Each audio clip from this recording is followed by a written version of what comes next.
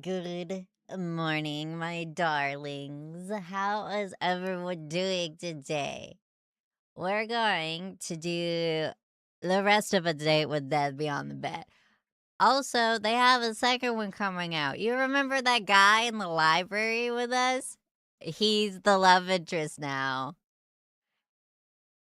As long as Casper's not involved, he's okay looking, I guess. Anyway, I've got demos as a backup because I saw this demo of this. What?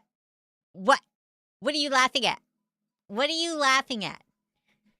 Anyway, I saw this demo. Mission failed. We'll get them next time. What was the mission?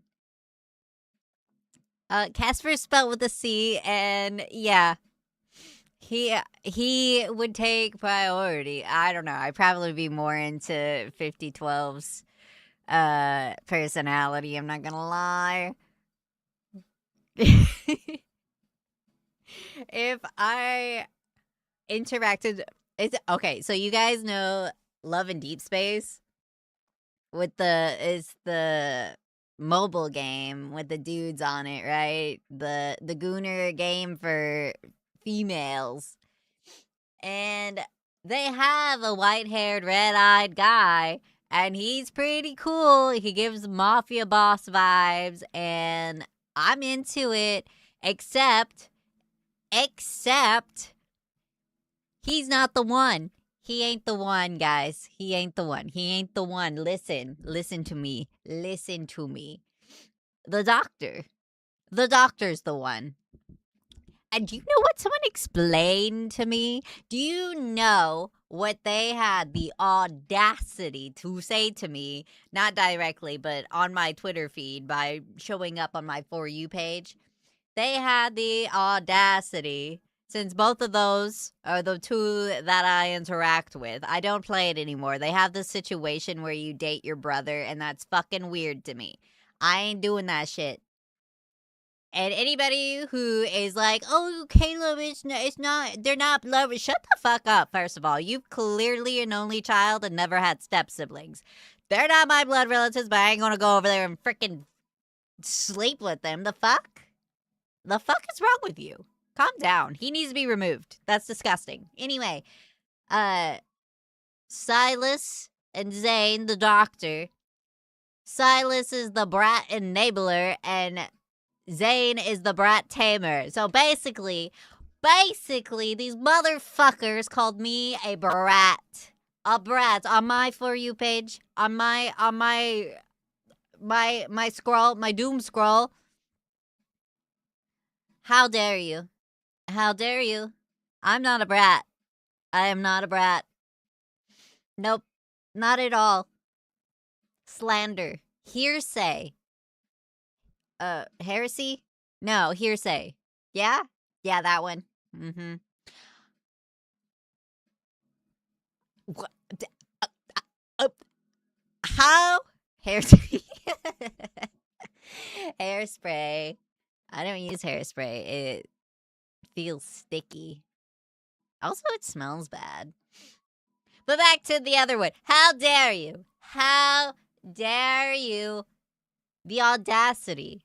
The audacity. You have too much of it. Too much, I tell you. On another note, I've been listening to this I've been listening to this book. I physically held this book in my hand when I was at the bookstore, and I was like, dang, that's a beast. That's something I'd read. And I was like, I don't know, I'm not into alchemy so much. And then I'm like on Spotify. Side note on that one. Spotify is a load of shit. I've never had anybody limit my reading before. That is insane work. Especially growing up in the era where like, no, God, please read books, children. And then the audacity to be like, oh, you used your 15 hours. Fuck off.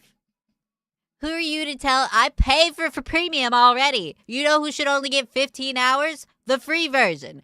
You know who should get unlimited listening? Premium. That's what it's for. Why do you think I give you my money? In this economy, Why do you think I give you money? But you said, no, shut the fuck up. No more greedy bullshit. That's the worst part about you humans. You're so fucking greedy. What was my main thought? The book. Anyway. Or read it by yourself, more money. Well, I would if I had the book. I started it because I was like, oh, they have the audiobook. I didn't know they limited my reading.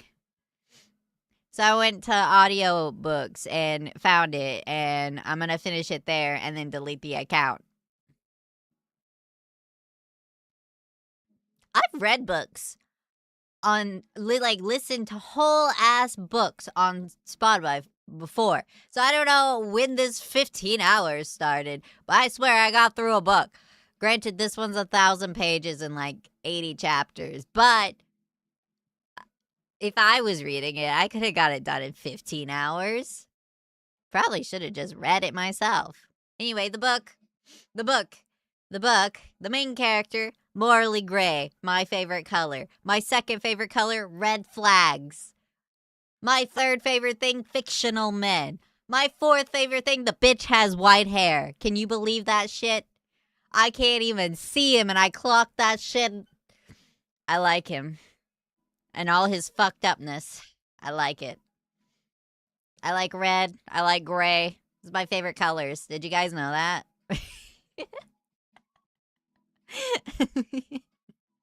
This book is so fucked up. It's not even romance focus. It's more about trauma of war and shit. But it's so good. The world building is so good. Valis, my guy, you need to calm your tits. Relax. It's fine. You're already here. What book? Alchemized. Alchemized is new. Who likes seeing men cry? I'm scared. I don't. No. No.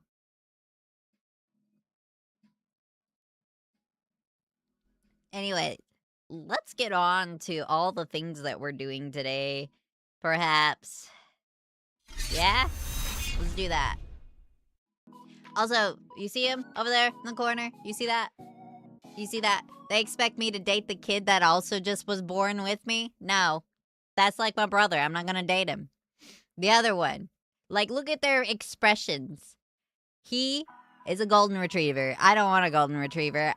I want a black cat. I want a black cat. Thank you. But I will be playing this. Regardless of what you may think, I'm going to have him. Yep, he will belong to me. Anyway, back to the library. Let's bother him for right now. You found anything, Reaper Boy? Many things, human. Books, mostly. Ha, ha, ha. Asshole. You're such a comedian. Anything useful? The demon is crazy for the emo boys. Alright, don't call me out like that. How dare you? How dare you? Mods, hang them by their toes. You're a bat now. You probably have, fleas or something. Anything to save you from your inevitable,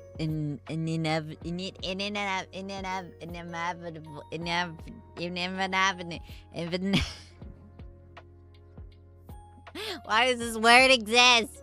Who did this? Who made this word? Inevitable. Mother. Inevitable. Got it. Demise. No. Keep looking. You have exactly 45 minutes and 17 seconds left of my service. Perhaps you should consider using me for something more meaningful. to say goodbye to your family, your friends, or whoever has the displeasure of knowing you, such as yourself. Or, and let me be completely and utterly serious when I say this. How about you spin? Oh, interpreted dance. We could spend it chatting. That would be so fun. You can listen to me tell you. I will continue searching. Aw. Oh, okay. Thank you. Bye-bye. I guess I'm gonna search too. As if I know anything about this library. I am apparently human. 45 minutes becomes 30 minutes. Then 20. Then 10. When 5 minutes are left, you look up from the book in your hands. All of these books suck. Like Spotify. Why is there so much? So much. This is not just a library. He the bad boy. He's looking down on you. He's not looking down on me. He's just tall. He's just tall.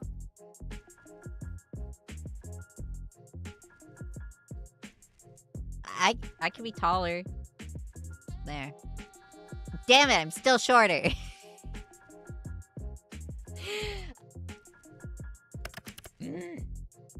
It's a collection of our past. Of course, the books are heavy with history, politics, and whatnot. Wah. Shorty, you shut your mouth when you talk to me. How dare you? Do you really think a book would miraculously appear that would solve all of your problems? Life is not often that convenient. It's best to give up now and accept what is to come. I will make passing on easier for your frail human body. Keep looking. Until the last moment. If it pleases you. Oh, you're out to please me? I'm taken by Casper right now. Next game, okay? She likes it. What? You keep looking, flinging books from the shelves and scanning them as fast as possible. 3 minutes left. Casper! I'm gonna die! No. He said if it pleases you. He's a pleaser. That is the key here, okay? He's a giver. We love a giver, okay?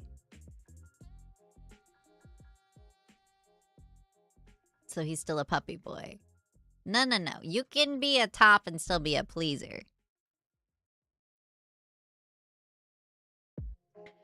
So many words. You're not sure if you've even really reading it anymore. But that sentence was garbled. You're just searching.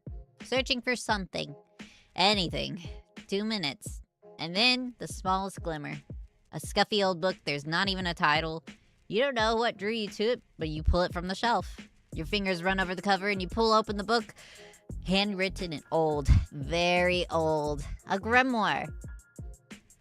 You flick through the pages and can feel yourself shaking. There's no time. You scan the pages as fast as you can, your eyes flickering over the words. 1 minute. There exists middle between life and death, between a mortal and a grim reaper. The middle has been studied little, though I hope to change that. It is difficult to consider. Studying it properly would require 2 people, a grim reaper and a mortal with an incredibly strong soul. We have yet to find a set of people like this. I don't want to be an experiment. So this entry will focus on the theoretical side, how the bond could work, how the souls could merge, and how being like this what? Is it a grimoire? Alright, Ulysses, you know what? You're in timeout. You're in timeout for that one. In timeout, you have to sit with your hands above your head For 10 minutes. 10 minutes. The idea that two souls... you appeasing the dog with a treat. She didn't flinch. Oh, now she's flinching. You appeasing the biscuit with a treat does not absolve you from holding your hands above your head. Yum, yum, yum. Yum, yum, yum. Delicioso. Fellas, thank you for adding to my fracture. My power grows ever stronger. Thank you, my darlings. The idea that two souls with a connection beyond the ordinary can combine to the exceptional parts of their souls. The being that is created from the fusion would hold the weight of both their souls. We're gonna fuse. Like the gemstones. The crystal gems, that's it. That's what they were called. And provide some kind of protection for them. Reapers would no longer experience the soul sickness. In fact, they would not really be a Grim Reaper anymore. And the human would no longer age. And they would be not part of the cycle of rebirth any longer. But this is all theory. In practice, it would take a very special connection for a bond like this to exist. And I believe the consequences would be immense. Go-getter. What? What the heck is a go-getter? To be so connected that one would no longer live without the other. I'm not sure if that's a blessing or a curse. You don't know him, bro. Okay, do I need to go? What is it? Is that... No. No, I didn't. I should have realized. I should have realized that was Dragon Ball, though. I think I'm going to be yelled at later about that. If not, have someone as a... What is that word? When you send somebody in your stead to do a task for you. It would be a bond unlike any other. What we have, my darling Casper, is so very special. Though again, it's all theory. You look up from the book just as 5012's eyes find yours. Guess what, bitch? You ain't taking my soul today. I hope you enjoyed your final hour, Sunshine. I told you not to fucking call me that. God, that grinds my gears. A shame that your wish did not come to fruition. Now I will take what is owed to me. Casper! You feel a pull on something inside of you. Your very soul? Yeah, special connection. Hey, we ain't done that yet. Just smooched. 3 times. I counted. The pull. That pull. Pulls something to you. Someone. Blah. You blink your eyes against the feeling, and when they reopen, you see cat. Okay, they're both so...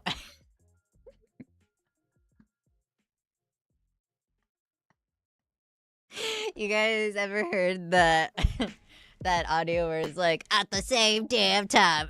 Yes, exactly, Palace. Yes. Yes. I'm just gonna take a minute to take in the sights here. It'd be a sandwich. Yeah. He's got these two. Mm-hmm.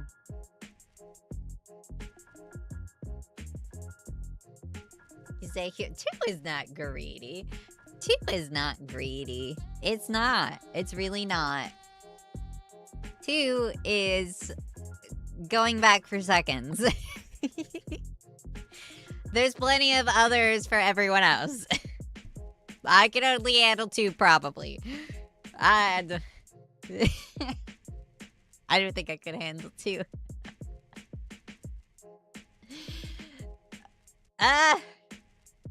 Shut up.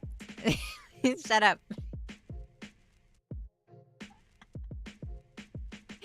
Shut up! You came. You came. You called. I don't remember the voice I was doing for him. Welcome, Casper. It's been some time. They're going to destroy. One can only hope, Buzz. One can only hope.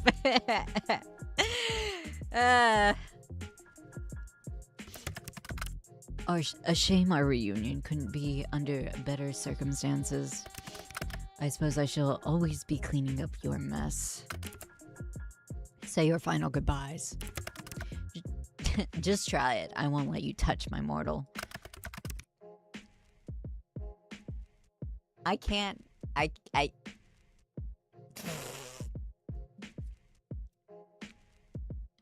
Liz, don't say that. Oh my god.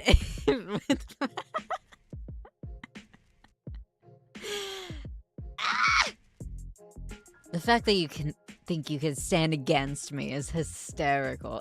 Boys, don't fight over me. There's plenty to go around. Casper, do you trust me? Unfortunately. Okay, now is not the time for that banter thing that we do, okay, darling?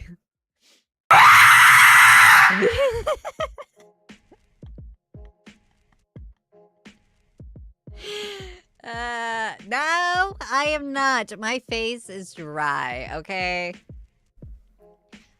Meet me on the bridge. On the... Whatever he says is lost as you close your eyes and concentrate. You picture that bridge as you try to calm your mind. Since when can I teleport? One step and then another. You hold on to the handrails as you walk. It's funny being back here. Oh, the Soul Bridge. The Soul Bridge, guys. The Soul Bridge. It somehow feels like years since you and Casper did this for the first time. But it was only a few days ago. You look up with your eyes shut tight. But you see him. Casper. What are we doing? You and me, Soul Baby. Sunshine, for the last time, soul babies are not real. I think they might be, actually. Well, bye-bye, Demoness. I hope you bed the both of them. I have to wait to bed the other one. What do you mean? We'll combine a part of each of our souls. Is this really what you want? What I want is to be with you. If that's what you want. Consent is sexy and all. Sunshine, I want nothing else except for you.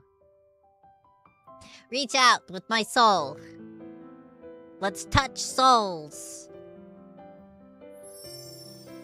Uh-oh, flashbang. Ah, my eyes. What's in the... You open your eyes. Floating between you and Casper?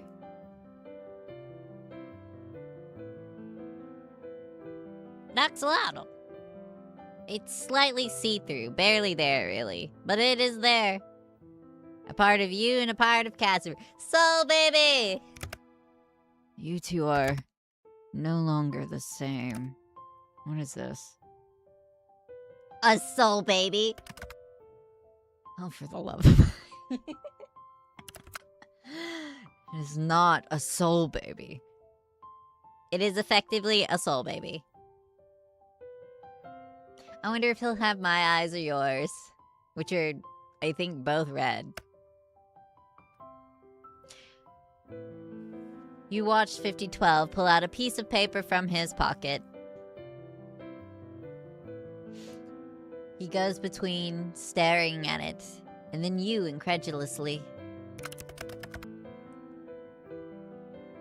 If it were up to me, both of you would be tried for this. But it is not up to me. I am not a judge. I am simply a follower of the rules. You'd be a lot more attractive if you had power. Human Casper. The two of you are neither human nor Grim Reaper, and thus I have no hold over you. You will be sent back to the mortal realm. But let it be known, if the two of you ever go back to the way you were, I will be there. We'll invite you to the wedding. Wow, you like me that much? Even listening to Even listening to you makes me lose brain cells. I have that effect on people, thank you. I'm glad you noticed. You watch him raise his hand. Before you know it, you're falling. Falling, falling, falling. Until you aren't. Sunlight cascades from the window. You blink, unused to the sunlight. Well, I don't want to be in the human world. We can't have our soul baby in not the human world. The human world sucks. Looking around, you see your room. You see Stinky return somehow. Azrael sits next to Stinky on the bed. No, he isn't. Your bag is here, your laptop, and there's Casper, too. It worked. It worked. It worked! Welcome home, my love. The sun, my stupid plan, everything's still here. But now it's even better, because you're here, too. I never thought this could be possible. Thank you, Sunshine. What now? Well, I think we're gonna have to work off the whole no proof of you were ever born thing. Without any legal documentation, it might be hard. But we'll work something out, right? We have little choice, really. I intend to stay with you forever, so... Oh, Casper. You're blushing. I really do love you. And I you. Thanks for having soul babies with me. Where did it go anyway? I don't know. I only saw it for a split second and it disappeared. I think it's quietly keeping us safe. Hey, would you say I won our bet? You didn't take my soul. You want my soul now? No. Yes. Can I pick something else? Should I be worried? Oh, absolutely. Fine. And you still agreed. Isn't that sweet? You, my troublesome little piece of sunshine, can have whatever piece of me you wish.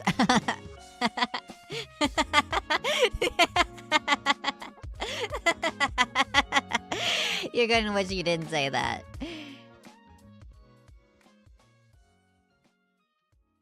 Ending 8, interwoven.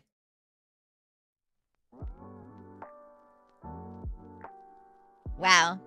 If only I had my voice last time. Could have finished that. Shout out to all the people that made this game. If you want to check out the other endings yourself, go play the game yourself. What do you mean? I'm not doing it. I'm not a completionist. I don't do that. I don't do that. Next, we're gonna play their other game.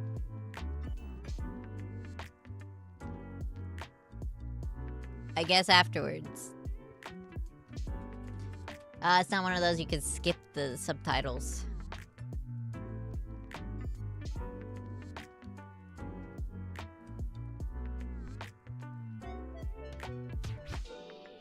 Oh, there's a skip. Oh, there's a thing afterwards. See, this is why you don't skip. You don't just close the game. Where's Malaya for science? The sound of water splashing, lapping against the tub as someone steps in. You've noticed that a lot lately. Little sounds you didn't hear when you lived alone. The sounds of sheets shifting as you lay still. Pans clattering in the kitchen as you sit at your desk. I fear you will have to note this down for Malaya. Somebody take a screenshot and send it to Alaya and tell them they're missing science. All these little sounds have become very special to you. The sound of someone else sharing your space. I have the other game go. Malaya, science! Wow, it is so easy to summon Malaya, guys. I didn't have to make a demon circle or nothing. It's enough to make you smile. Is this really what you want? It is! This is science, Casper. Science! This is more of a reward for myself than you. Stop wiggling. There. I swear. Low-key, I also would want to mess with his hair. Does it feel nice? Casper? Yes, it feels nice. Are you thinking something dirty? I'm in a bathtub and you are right there. Well, I can't wash your hair from the next room over. Seriously, from the second I saw your hair, I knew I had to touch it properly. It is so soft. So long.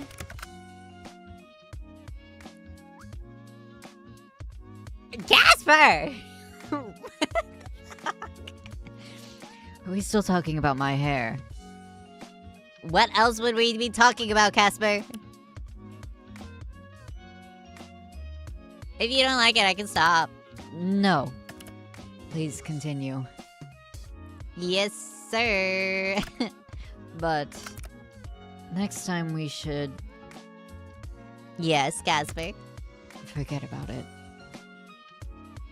Do you want me to pull your hair? Next time we should share the bath. Oh.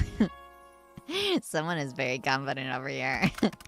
If you don't want to, then forget it. Did I say that? In fact, why don't I just hop in now? Huh. You're going red. I am not. Yes, you are. I never go red. I love how bad you are at lying now that you can do it. You smile down at Casper. Life is good.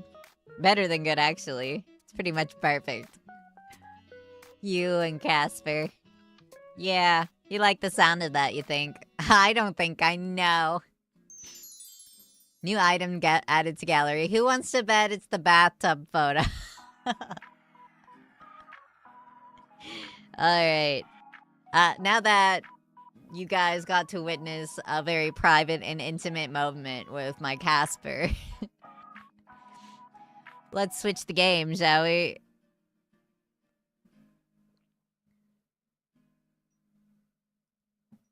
This is by the same people. And it's loud as shit, too.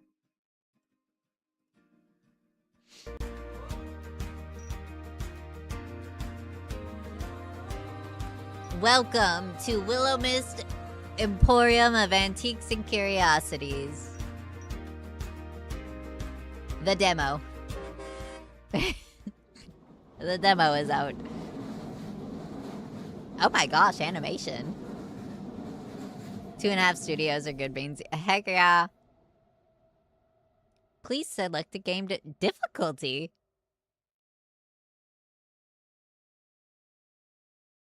Cozy normal do not feature game overs for being unable to pay your bills, but hard mode does. Oh. My window's too big. The heck? Why is this too big all of a sudden? Shift it a little bit, I guess.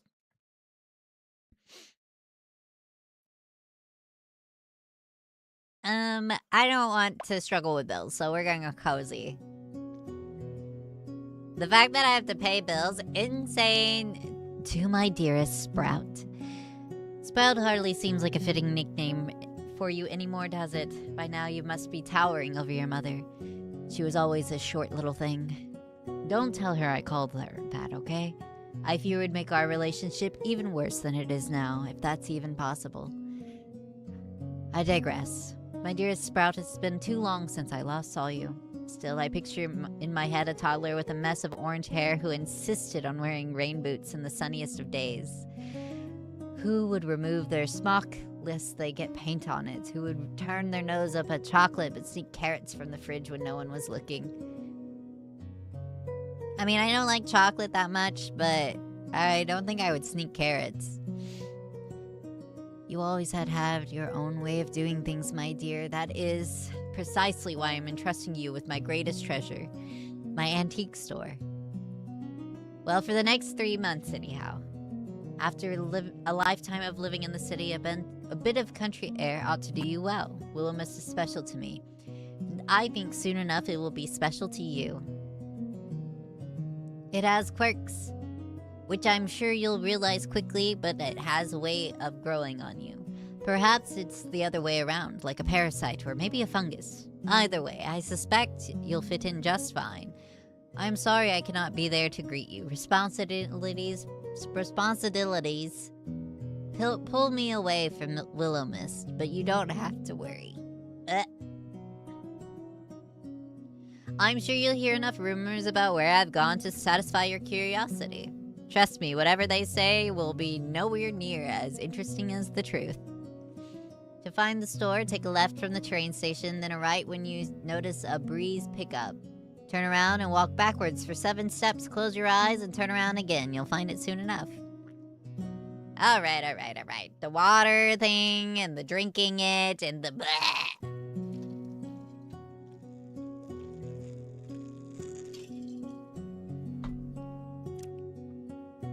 Actually, I have my regular water bottle over here this time. Ha! You can't make me climb the stairs. I have an employee waiting there for you. He isn't the easiest to get along with, but I doubt anyone could resist your charm. You're much like your aunt in that respect. Prepared, yes. Prepared always. Prepared for water, I guess. Take care of the store, Sprout. Take care of yourself, and for heaven's sake, try to sell the vase with the bird on it. It's cursed. With all my love and faith in you, Auntie Sylvie. P.S. If you find Florian napping on the job, make sure to tuck him in. He doesn't get enough sleep, that boy. Well, that was not where I thought that would go. You felt a buzz in your pocket and a familiar sensation of a worried mother. Train continued shuddering along. Darling, won't you reconsider? It's such a big move. You've always lived nearby and you won't know anyone. So, if anything goes wrong, why not stay home? Alright, I'll make them turn the train around. Operation Take Over the Train and Force Them to Turn Around? Go. I think it might cause some trouble for the train behind us, though. I just don't understand why you left so suddenly. Aunt Sylvie needs someone to watch the shop, you know that. I'm sure she has friends there. She also has family, you know. Won't you reconsider? Sorry, Mom. I love you, but I'm looking...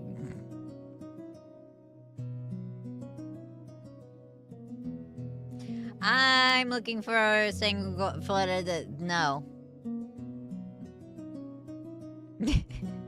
Need people, fresh air, and a real job. You've never worked at a store before, let alone ran one. Aunt Sylvie said someone will be there to help out. It's an antique store in a tiny town in the middle of nowhere. I don't think it'll be particularly busy. I swear you get your stubborn streak straight from my sister. Okay, baby, just stay safe, okay? Don't walk alone at night, and make sure to lock the doors and call me if anything happens. Damn, there goes my plans. For bumping into the new love of my life on a dark, mysterious street after leaving my door unlocked. Not funny. Not even a smile? No. Train's about to pull up. I'll text you later.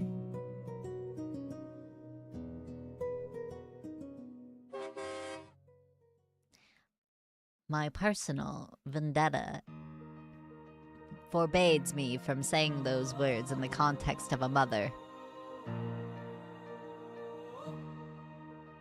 Goodbye, city. You suffocate me so. Whoa, that's beautiful, actually. Wait, time out. Am I a man? Whoa. Whoa, wait. Wait. I'm a streamer. Da da da da da da da da da da da da da da. I'm giving music impression for you. Is it working? La da da da da da da da da da da da da da. Da da da da da da da da da da da. Is that our auntie? Oh, we get an emo girl this time.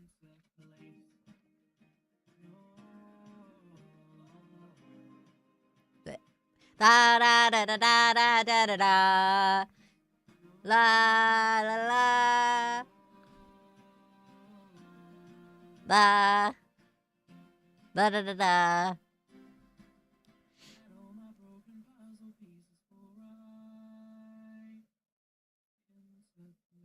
I should have checked to see if there was a streamer mode. We can be Sage. Or...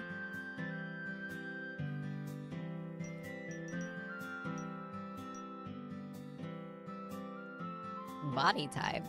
Oh, do I want to be a dude or do I want to be a not dude?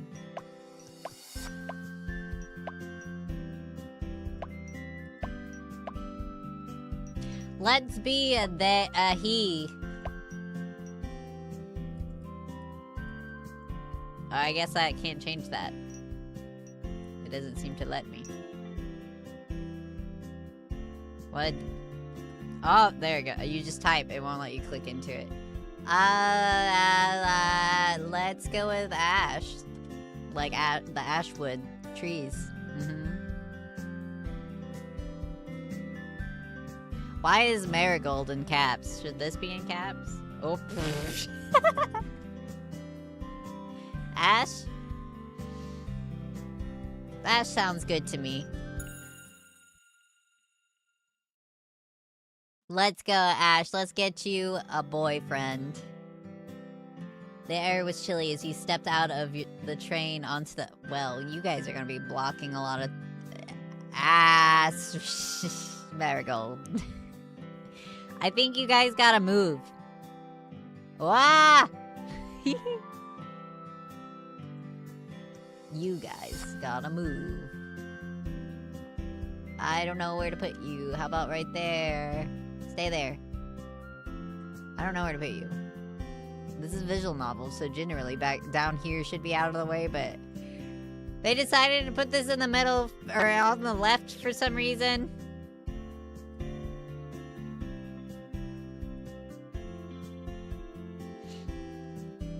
The air was chilly as you stepped out of your train and onto the platform, if you could even call it that. It seemed more like a graveyard than any of the train platforms you've ever frequented back in the city. I've never been on a train. No matter the hour, they would be completely packed with people coming and going, rushing for reasons you could never quite understand. Oh, wait. I need to do a thing.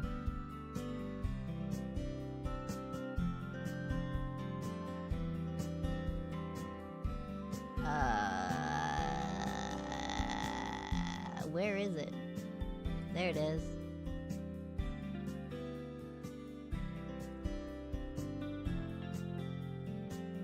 Anyway, this platform was completely empty. No one waited to get on, and you were the only person getting off. Crazy that there's a train coming here at all. When chatter would usually greet you, all that you heard on this quiet platform in the middle of the countryside was the sound of wind rustling in the trees, and the chirping of crickets hidden amongst the weeds. Welcome to your no home, Ash. I guess we talk to ourselves. Home sweet home, or something. It really is so quiet. Gathering up your belongings, which you brought only a few of, you quickly found your aunt's letter again. Left from the station the ride when the wind picks up. Not sure what the weather has to do with it. Well, it's supposed to be a pretty small town. I'm sure I'll find it.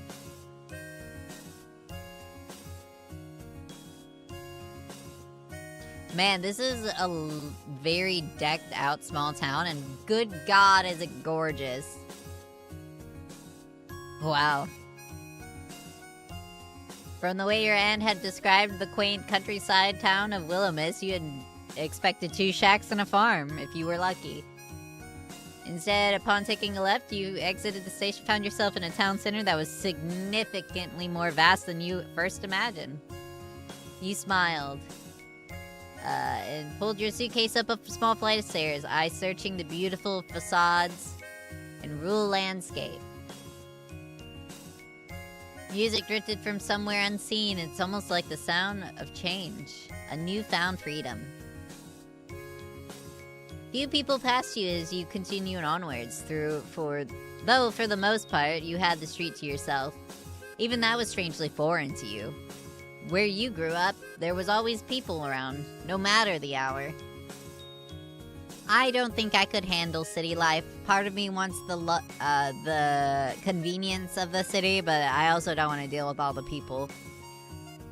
I think I would enjoy living outside of the city, just outside, a short drive away. Short being a relative term, because to me a short drive is like an hour. I'd drive an hour to get into a city. I'd do that. You took a deep breath into your lungs. The air was cool and fresh. The scent of flowers drifted toward... Oh my god, no thank you.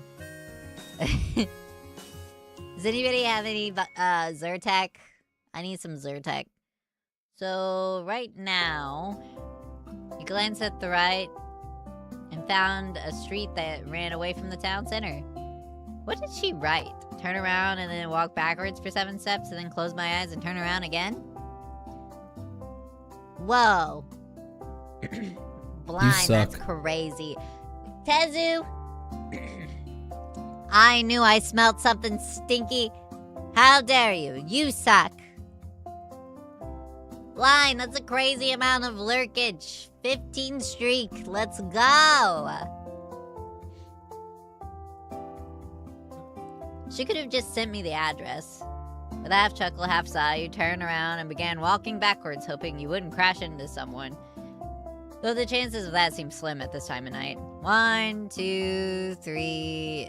Suck! 7 stream streak. Wow, look at you go. Just to go and redeem that. 4, 5, 6, 7. You Slowly suck. you close your eyes, removing sight from the equation, then spun back around and opened them back up. And sitting before you... Ugh. They mentioned flowers and now I have allergies.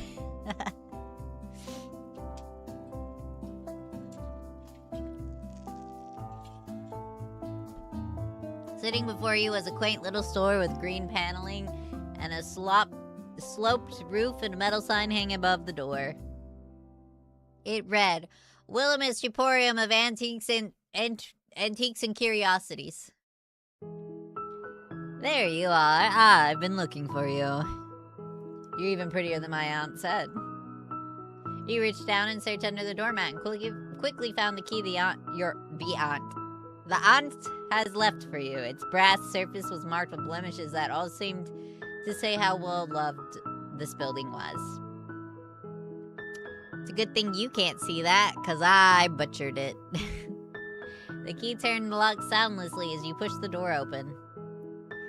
Hell yeah, let's sell some cursed Jesus Christ. Tables upon tables of antiques and knickknacks greeted you. Dozen different lampshades and chandeliers hung from the ceiling, lighting up the space. Wow. She sure has put together an interesting collection. Is collection a right word? It seems a bit too chaotic for that. Potted plants dotted the room, bringing a bit of life to the otherwise still space. Carefully, you put your luggage to the side, cautious of knocking over anything and causing whatever would be the what would be the worst game of dominoes ever. And then you walk through the aisles, if they could be called that, and inspected the store. You never visited Willamette before, nor seen any photos of it. Yet somehow, if you felt a strange sense of familiarity. Wow, I can say familiarity, but I can't say inevitable.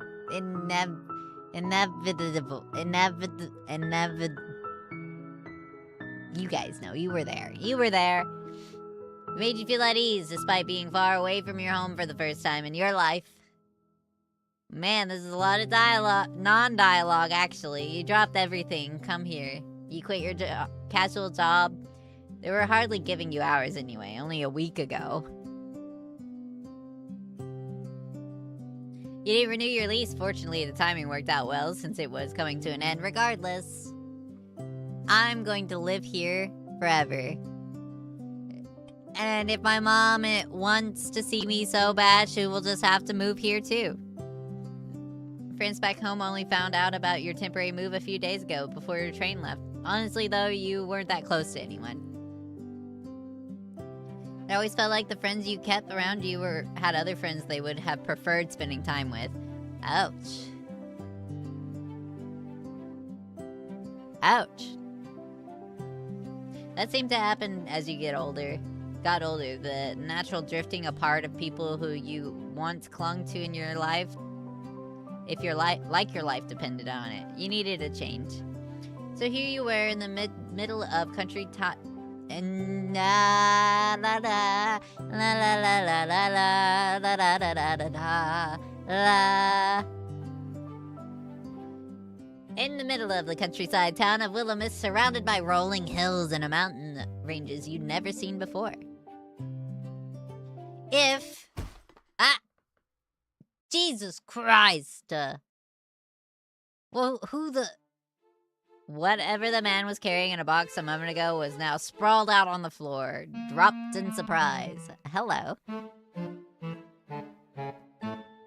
Is that loud?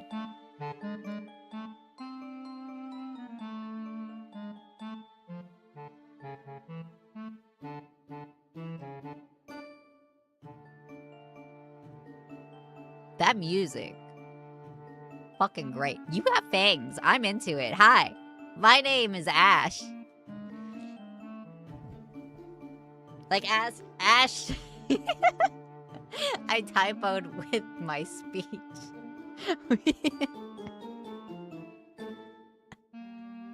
My name is Ash. What was our last name, guys?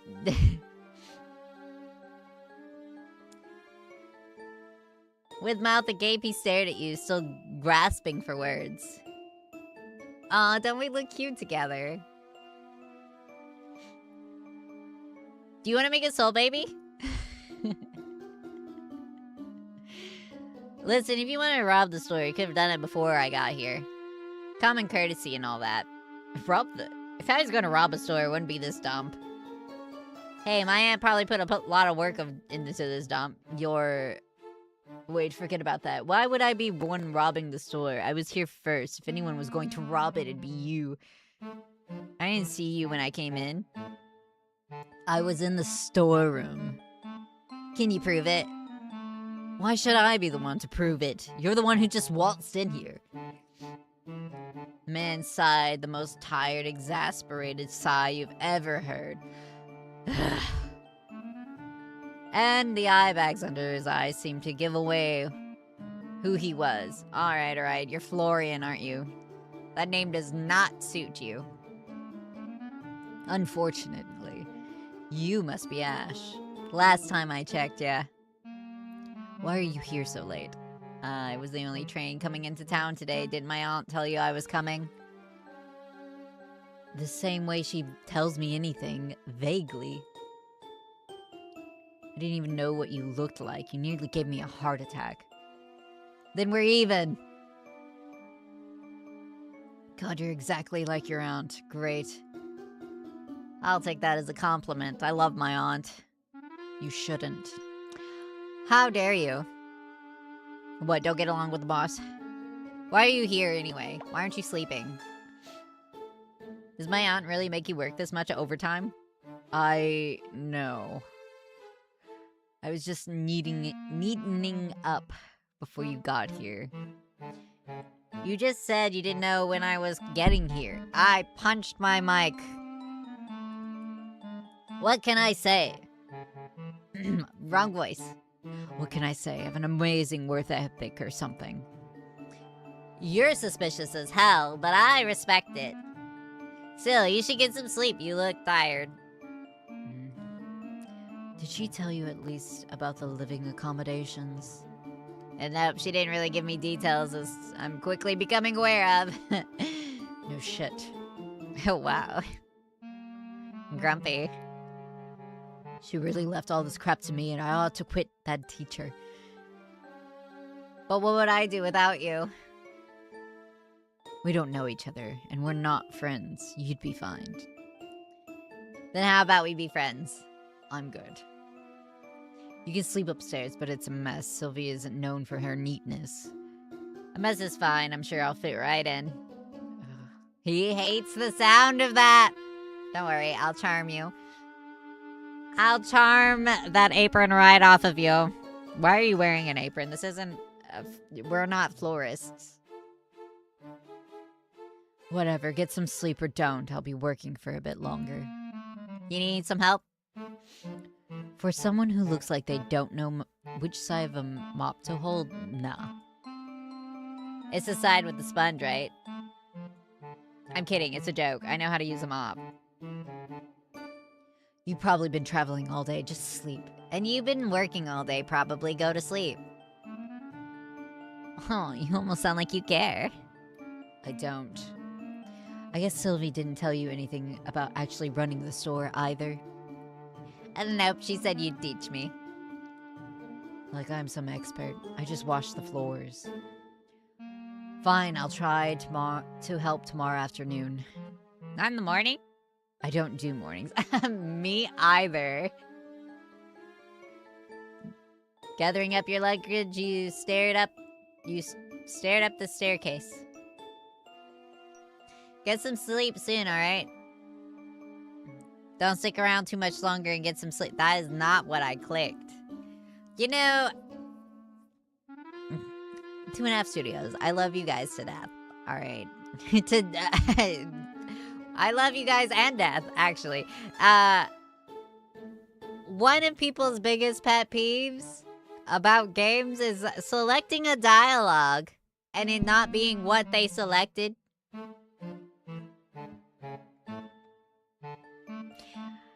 So, like, I don't know. There's plenty of room to put the whole speech thing there. So I know what I'm saying, you know, considering one is meant to charm someone in this game. Possibly.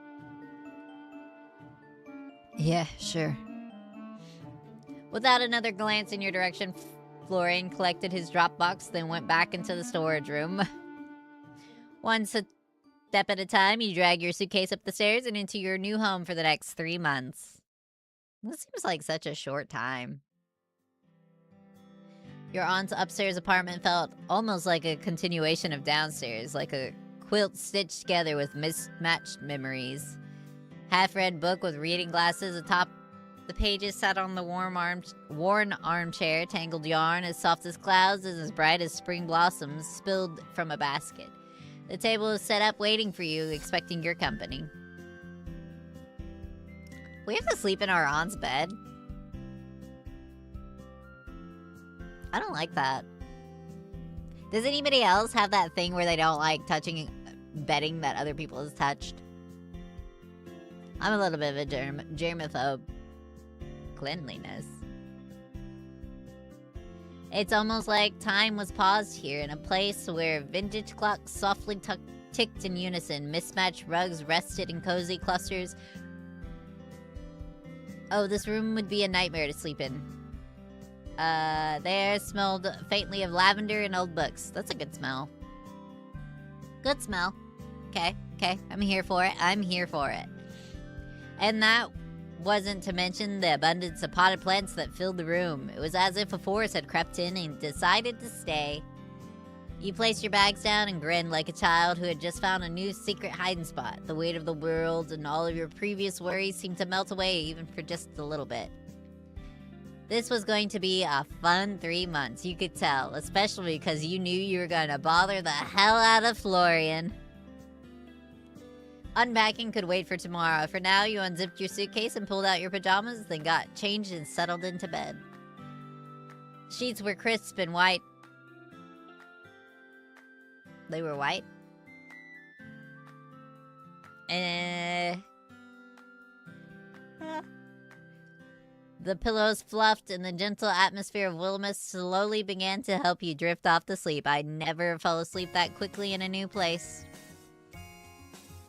As you laid there, surrounded by the scent of linen not your own, you swore for a moment you could feel someone watching you. But then you fell into a deep sleep, none the wiser.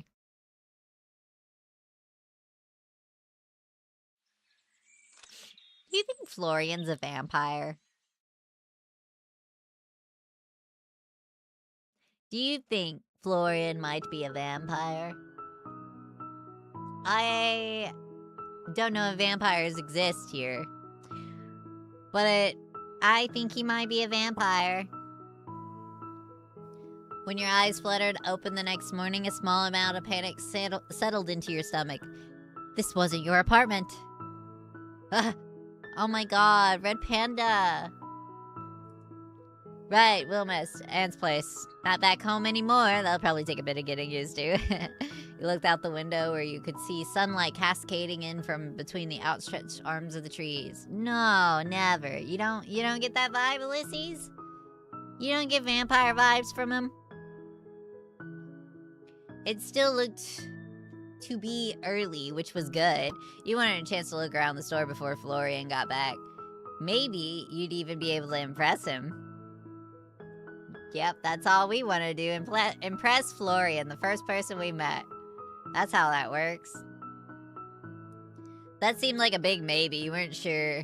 But he seemed like the difficult to impress type of guy. That's okay. I can impress him. With how stupid I am. You ain't seen nobody with a lack of brain cells like me. Well, you do like a challenge. I do. You quickly dressed, then raided the kitchen for breakfast, which you found half-stocked with food. Your aunt left some fresh vegetables and fruits and a few microwavable meals they'd have to do for now. You'll find a grocery store another day, hopefully. With the pear half-eaten in your hand, you make your way back downstairs. What a great commute.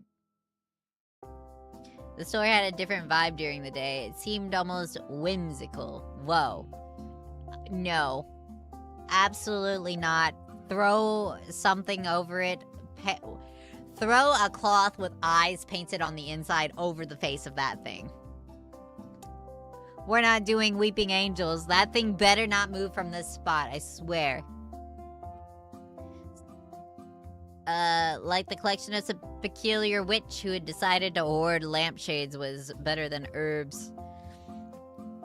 You once again walked between the tables, noting that despite the clutter, everything was dust.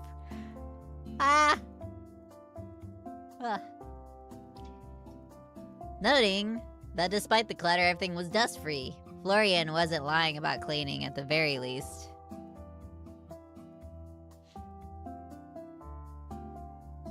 I don't know. Everything looks pretty boring. Like, I don't know if anything's worth purchasing. It looks very decorative in here, you know? Walking at the counter, you noticed a distinct lack of technology. There was no computer electronic cash register. There was only an old till that seemed to be an antique itself. All of the accounts looked to be handwritten in a journal that sat upright in a bookstand next to it. Either your aunt had a fanatic accountant, or a fantastic accountant, or was committing tax fraud. Or maybe both. So the lack of anything electronic didn't surprise you. Since you were a child, she always wrote you letters rather than email or text. She was a little old school. But that didn't bother you. If anything, receiving a handwritten letter was exciting to you. You didn't know anyone else who grew up got letters. Who got letters? Except for people getting bills, but no one likes getting those letters. You understood that greatly now. Standing behind the counter and looking towards the shop, you felt an overwhelming sense of purpose. This was your aunt's treasure, and she was leaving it to you. Well, for a few months, but that was besides the point. Alongside that was a sense of purpose was a small yet persistent reminder of just how insane this was, dropping everything to move to a town you've never even visited because of an aunt you hadn't seen since childhood. It was exciting, daunting, honestly. You'd spent countless nights worrying about that this was the wrong decision before you decided to just embrace it. It was a knock on the door that pulled you out of your introspection, a very neat, crisp knock, if a knock could be neat and crisp. You could see a tall shadow from the other side of the door, but no details apart from that. Florian? You opened the door wide, curiously peering at the stranger on the other side, who looked you up and down, looked at his watch, then shook his head and walked past you into the store. Excuse me. You're really tall. Why is everyone so tall? Well, I hope you're not about to tell me you're Florian. That make last night very strange for me. Florian, no. I'm Mr. Westbrook. I apologize if that disappoints. Why are you so small? I'm not small. You're short, too. You're like the third shortest. 5'11" versus 6 foot. That is not an inch difference. This is almost a head. If they were both standing up straight, he's a whole head taller. The mysterious man puts his briefcase on the counter and then began pulling out paperwork and pens from within it. Not sure if I've ever met a man that's actually used a briefcase before. Kinda dig it. But it was just all this talk of flowers and plants and stuff. Didn't know my allergies could affect me from other worlds, other realms. I suppose I'll just have to wonder endlessly who exactly you are then. I do appreciate it as a mystery as much as the next person, but... Right.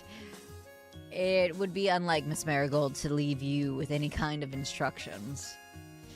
Why do you have pink in your hair? What is this little piece of pink in your hair? You're a businessman, you got this little piece of pink in your hair. He quickly pulled a business card out of his pocket. Didn't you tell me your name? Oh, Florian West... Oh, okay, gotcha. He's not Westbrook. He isn't Westbrook. Florian's Westbrook. Emmett Finch, independent accountant at Finch Advisory. Oh, you know someone's important when their name is part of the business. Maybe we ought to rebrand the store to Ash Emporium. Emmett, and you must be Emmett, and you must be Ash. I'll admit, I've heard very little of you, so we're starting out on equal footing. In short, who are you calling short? I am your aunt's financial partner, her accountant, and now by extension yours for the time being. We have a lot to discuss regarding accounts, cash flow, and taxes. Sounds like exciting topics for a Tuesday morning. You watched as he pushed his glasses, then nodded. Any time is the perfect time to talk numbers. I appreciate working with someone like-minded in that regard. I was being sarcastic. What experience do you have running a business? I had a lemonade stand once. Oh, plenty. There was a summer... That is, again, not what I said. There was once a summer where I had a lemonade stand outside my house, though I don't remember paying any taxes. Don't tell anyone, alright? Any actual experience? Like with a proper business? Yes. No. Understood. It seems my role will be a little more hands-on than in previous months. I will bill Miss Marigold for the extra time we need to get you up to speed. That sounds expensive. All good things in life are. Quietly, you watch him shuffle through his paperwork before pulling out one specific sheet of paper. I'll be frank with you. Miss Marigold's accounts are dire. Despite my protest, she makes little effort to remedy the fact. Sometimes I wonder whether she truly desires to own a business or not.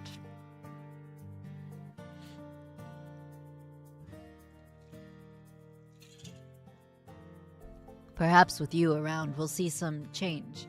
Perhaps we won't. Time will tell. Wow, thanks for the overwhelming support. With you on my side, I know I'm gonna knock it out of the park. I am supporting you. If I wasn't, I wouldn't be here. I am just not in the habit of giving false promises. At the very least, we will aim for Miss Marigold to not return to bankruptcy. Sounds like a plan to me. I stopped by to have you sign a few forms, though only temporary. I like to keep my affairs in order. Sign here, please. One by one, you sign each and every form Emmett handed you. And boy, were there a lot of forms. Again, I'm not a contract type of demon. Great, my hand's starting to ache. Stay strong, Ash, you could do this. I wonder what this guy's deal is anyway. He must be local, right? Maybe this would be a good chance to try to make a friend. While you're here, can I ask a few questions?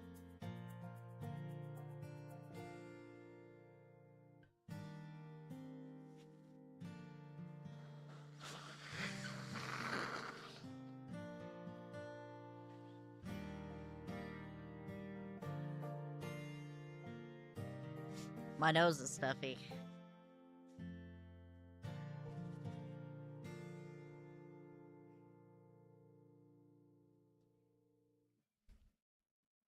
Ow. I feel like I could breathe less. Be my guest. I have a little extra time before my next appointment.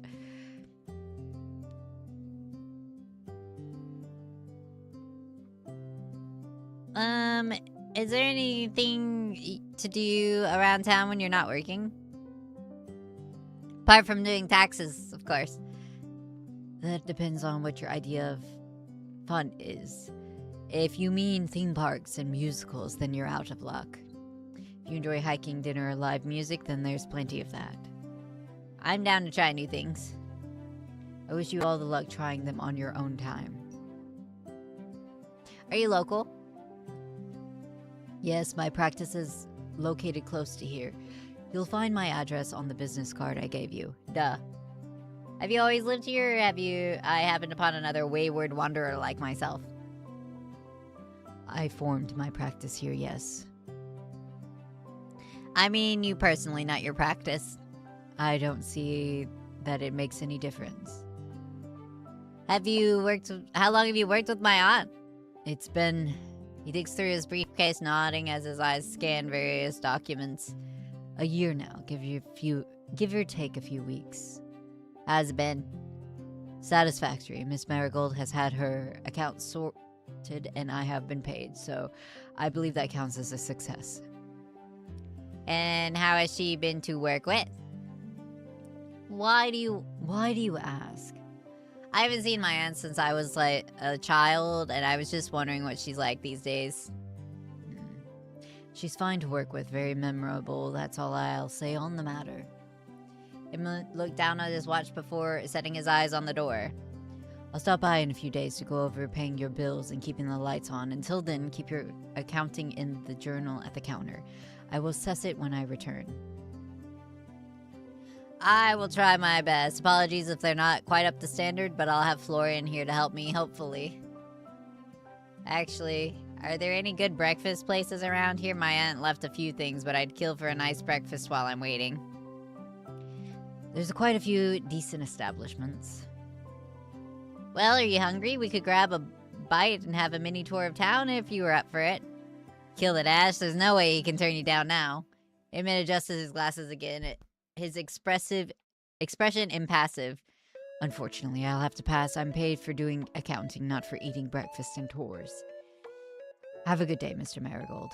Oh, that's our last name. And just like that, he gathered his briefcase and walked out the front door. Chiming bells. Only reminder he was here in the first place. Oh my gosh, we're so dejected. So cold. Aren't people from the countryside meant to be super welcoming? Meeting Florian then Emmett was a little harsh. He spun around the doorway after hearing the bells, but found no one there. Strange. With a shrug, you found yourself turning back towards the store. It would still be a few hours until Florian turned up, so you decided you might as well familiar yourself with the items around the store while you waited.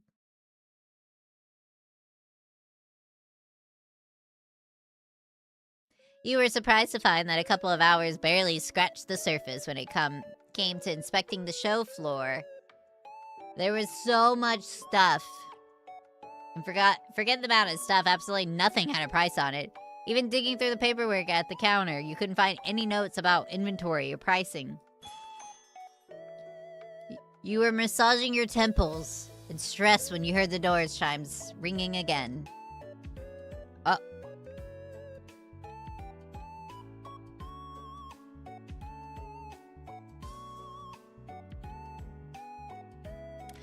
I don't know, that looks like somebody trying to keep the sunshine off him. I'm into vampires. You can buy my neck. I got a scarf, I'll cover it. Hi. Wow, he really doesn't want to get sunburned. I'm glad you also noticed, Ash. I like the getup. Thanks, I don't like the sun. Me either. I can see that much. Did you manage to get some sleep? I guess. Are you going to ask me how I slept? If I have to. And if I said you did? How did you sleep? You couldn't sound less interested. Funny that. Well, I'll pretend like you actually care then. Surprisingly, I slept very well. The bed was super comfortable. How fascinating. I'm happy for you, really. With a sigh, you watched Florian drop his satchel behind the counter before removing various mismatched accessories. My face! I don't suppose you worked out how to... Oh. Rewind. Delete. I don't suppose you worked out how to run the place while I was gone. No, do you really think my aunt would make it so easy? She never does. Fine, I'll explain, but I'm only going to do this once. If you don't pay attention, I'm not going to repeat myself. Even if I say please? I'll ignore you. Pretty please? I'll ignore you even more. We buy things for cheap and then sell them for more. That's pretty much the gist of it. And? And what? That's all you're going to tell me? What else is there to tell you? That's how it works. I know how stores run, Florian. Then why am I bothering explain to you? You gotta give me more details to that, or I'll run this place into the ground. Guess I do need this job. Fine. Buy stuff, sell it for more. Also keep it clean, or no one will want it to come in. Right now, there's pretty much rubbish to sell. Minus a few things I put behind the counter. What? What? I thought you were going to listen to me. How can we nearly be out of things to sell? There's stuff everywhere. You watched as he looked around the room and shrugged. They're just your aunt's decorations. I called it! I told you that crap didn't look like inventory. It's to lure people in. All of that is decoration? I guess. I don't know. I don't make the rules. I just help out. That's crazy. How does anyone know what's for sale and what's for decoration? I don't know. Fine. It's all just for looks. I can deal with that. How much do I sell things for then? Whatever you want to sell them for. How would I know? I'm not an antique salesman. You better become one quick then if you don't want to go broke. Gods, what have I gotten myself into? A mess. I wouldn't take on your job if my life depended on it. Just keeping track of how much you buy and ship for in that journal on the counter. You should be able to eyeball how much things are worth, but you'll get better as you go, probably. You could probably adjust the price later if shit's not selling. Doesn't really matter. Let me see what we've got then. Checking behind the counter, you notice a handful of small knickknacks. They weren't much compared to the rest of your aunt's decorations, but they'd have to do. Alright, well, what now? You're the boss. I like the sound of that. Are you gonna call me boss, Ash? If I really have to talk to you, I'll probably just call you Ash. Wow, if you have to talk to me? He shrugged. Fine, it's probably for the best anyway. You won't want all this power to go to my head. He shrugged again and found a broom and began to sweep an already clean floor. There were already a few people hanging around outside, like they're waiting to talk to you or something. You're not a celebrity, are you? That's the last thing I could be bothered with. Not last time I checked. By Twatter. Twatter? Twatter? Account had 35 followers and most of them were bots. Probably not a celebrity then. Mine's 350. Has been for a year. Probably not, no. But you walked towards the open door, then flipped over the sign to open. Outside, the afternoon sunlight flittered down like liquid gold, hitting the cobblestone just right. The trees swayed gently in the light. Oh my gosh, I just suddenly remembered. This is an ADHD brain for you. No context whatsoever. All of a sudden I remember I get to go have hot pot on Friday. I'm so excited. If that changes, I'm going to be upset. It's my birthday on Friday. So I get to have hot pot and everybody else gets to complain about it. Outside, the afternoon southern light,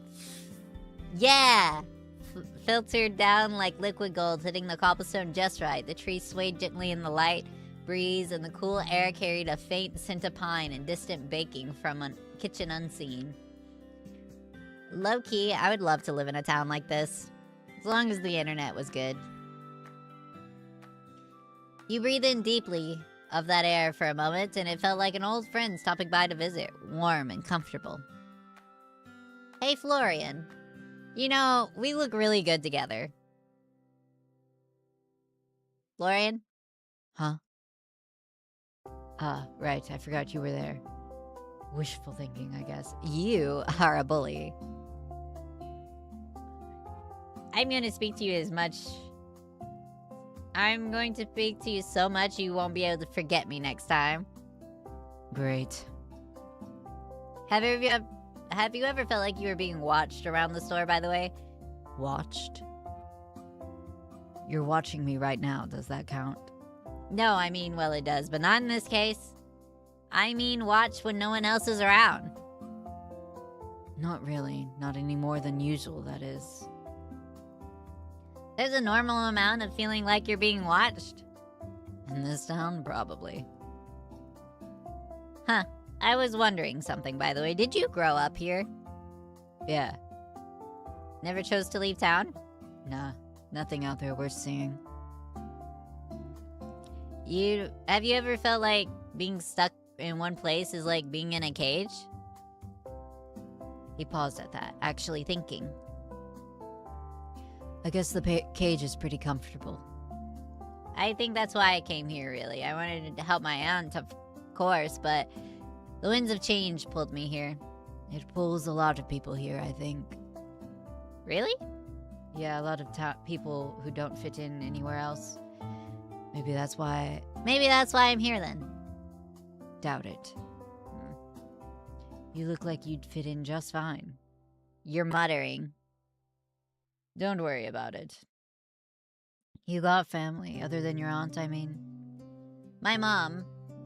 But her and my aunt are a little estranged. They haven't spoken in years. I have no clue why. Huh. Usually people can't resist her. Oh, she's popular like that. What? No, I didn't mean... Do you have a crush on my aunt, Florian? No. Why are you embarrassed? Do you have a crush on my aunt? Because that would make things difficult. It's not like that, really. I meant that she has a pull to her. She's annoying and nosy and probing, but she has a way with people. You can't help but get along with her. You seem a lot like her. So you're saying there's an opportunity for you to have a crush on me? Sounds like a pretty big compliment coming from you. What about you anyway? Does your family live nearby? Maybe. They maybe live by? I don't see them anymore. Oh. I'm sorry for prying then. I pried first. I think that was successful. Your eyes find the doorway where a young girl, perhaps of 14, 15, stood eyes on you curiously. You're not Granny Sylvie. Hi! Granny? I can pretend to be if you like. I guess if I squint, you kinda look like her.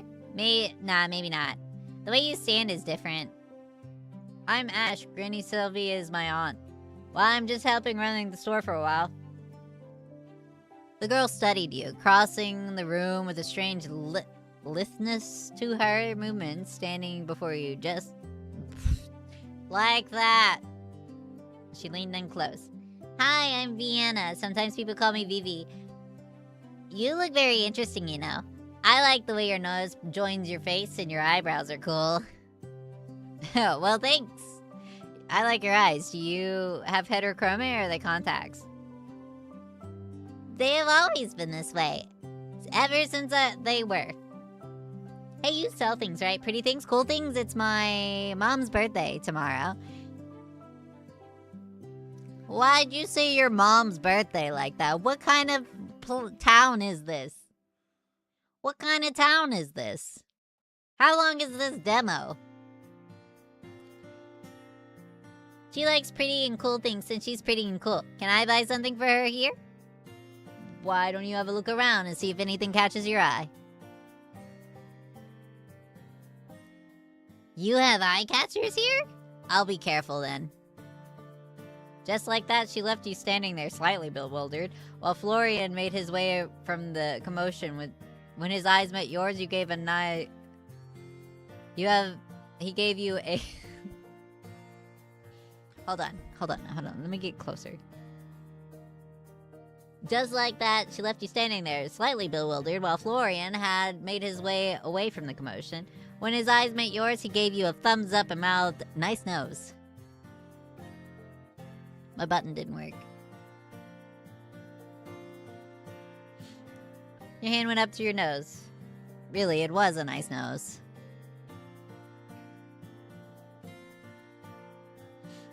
You walked behind the counter and then settled on the stool where Vienna looked around the store. She examined things very curiously. Her fingers often just hovered over the surface of objects without touching them, as if she were somehow feeling their energy. When she picked something up, she would turn it around in her hands, tilting her head this way and that way to see every single angle.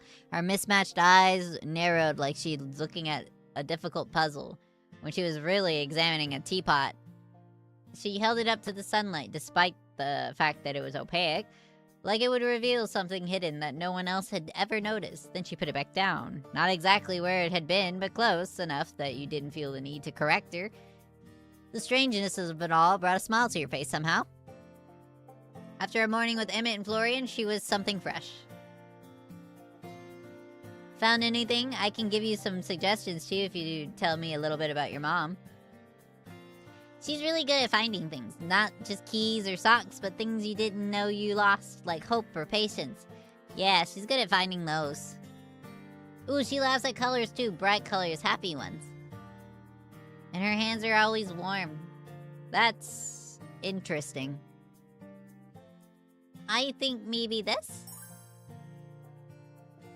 Handmade shelled necklace.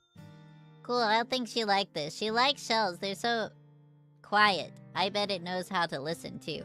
Thanks for your help. You're cool. I barely did anything, but you're welcome. Hey, if you need anything else, we'll be here.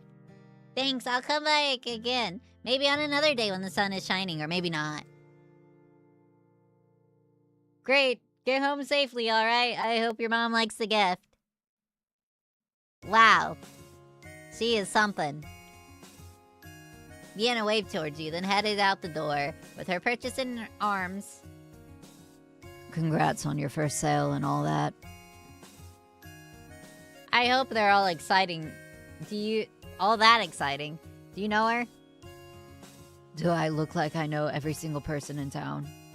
Honestly, no. You look like someone who would go out of their way to not know everyone in town. I mean, does she stop by the store often?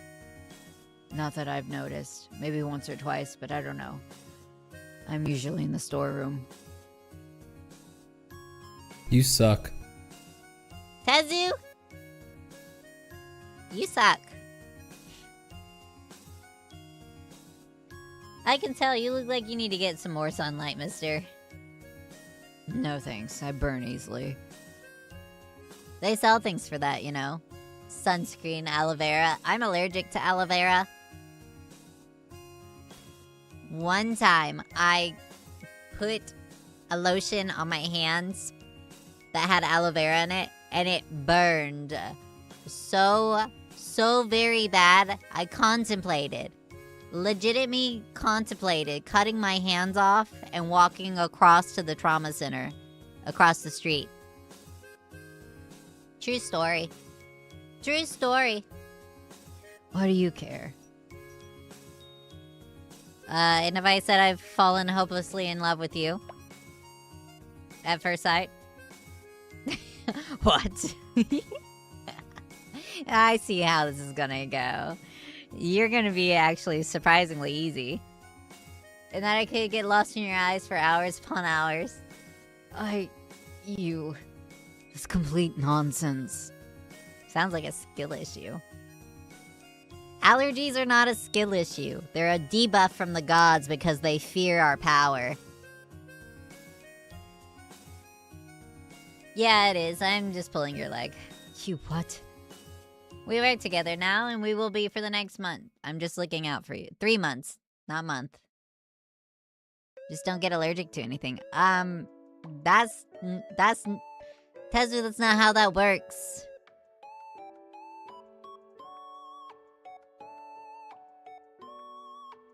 Get used to me caring, alright?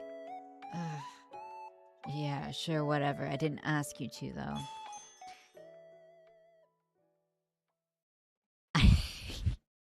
I was allergic to air once, literally. You mean pollen? Welcome to the club. There's 3 of us. I think Tezu isn't very smart. Tezu, you can't be allergic to air. You can be allergic to things in the air.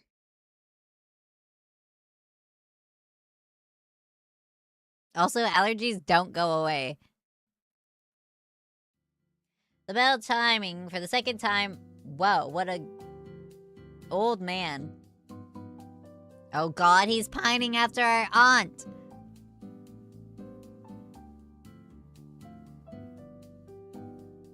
I had to use some breathing thing. Huh? Oxygen? The afternoon drew you away from your conversation in Florrie and used it as a chance to retreat back into the supposed storeroom. Beautiful Sylvie!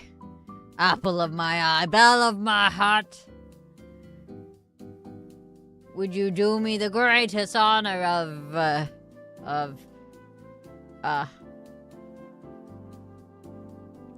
The man before you wore his long, wild hair back in a loose ponytail and a shirt perhaps one button too far undone, depending on who you asked.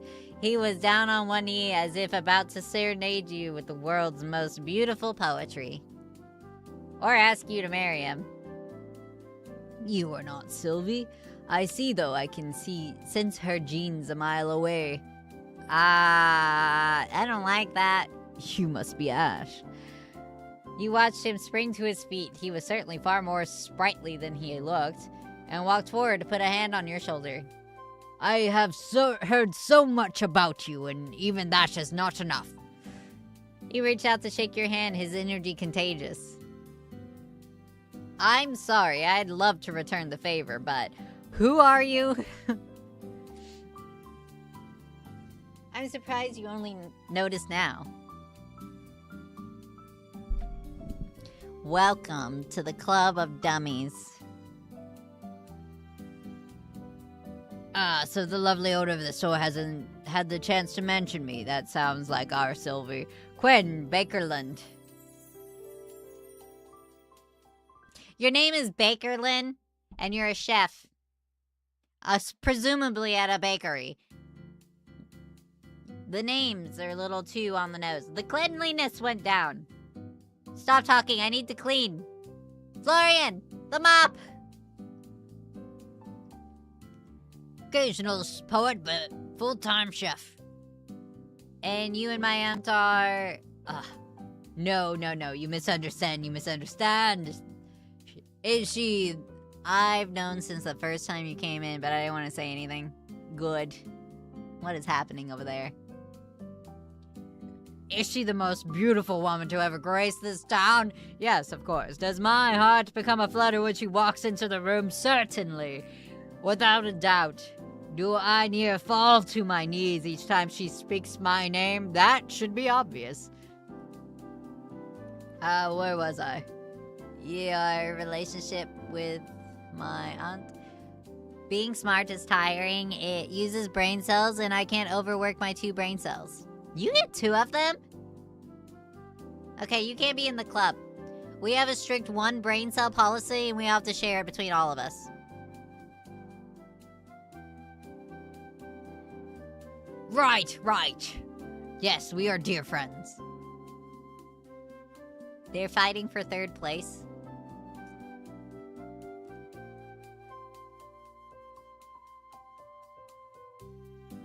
The 2 brain cells are fighting for 3rd place. What? What? What? Right, friends. Well, nice to meet you, Mr. Bakerland. Please call me Quinn. Family to Sylvie is family to me. Quinn, then. His voice makes me lightheaded. The room is spinning.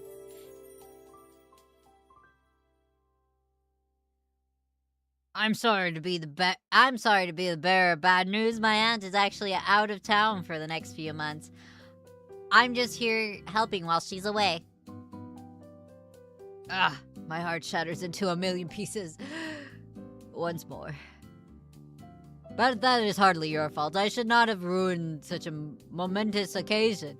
I have never met any of Sylvie's family. You must be very special indeed. I wouldn't say that. Special? I don't think I'm particularly special. My grandparents have passed away and my mother and aunts are estranged. I'm really the only other family she has. And I can tell you are special to her. You would not be here if we were not. What did my aunt... What did you want my aunt to have the honor of then? The most fortuitous... What is this word? What is this word? There is no one that could take our lovely Sylvie's place but you, of course. Are you fond of fine meals, beautiful atmospheres, and live music? Yes, yes, and yes. Divine. I have a restaurant just off the main street. I don't know what I'm doing with this guy anymore. He just gives the vibe. I'm just matching the vibe. Crimson risotto. Time out. Is everybody in this town a vampire? Is everybody in this town a vampire? We got cottagecore vampires? No? You don't know. You only have 2 brain cells and they're fighting for 3rd place. Roasted beets, rich vegetable broth, a swirl of cream, and topped off with mushrooms. Ah, my mouth salivates at the thought. Please, would you do me the honor of sampling my new dish? No clue? Oh. You know, you could have set that as one message. One message. Who am I to turn down a meal? I am. I'm not eating beets. No.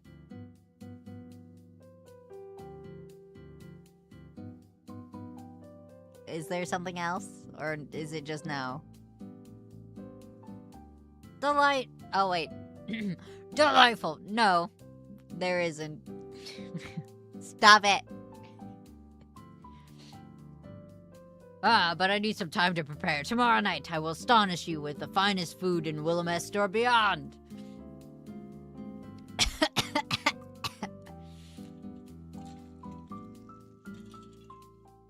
Are you guys not cleaning your shoes when you come into my store or what?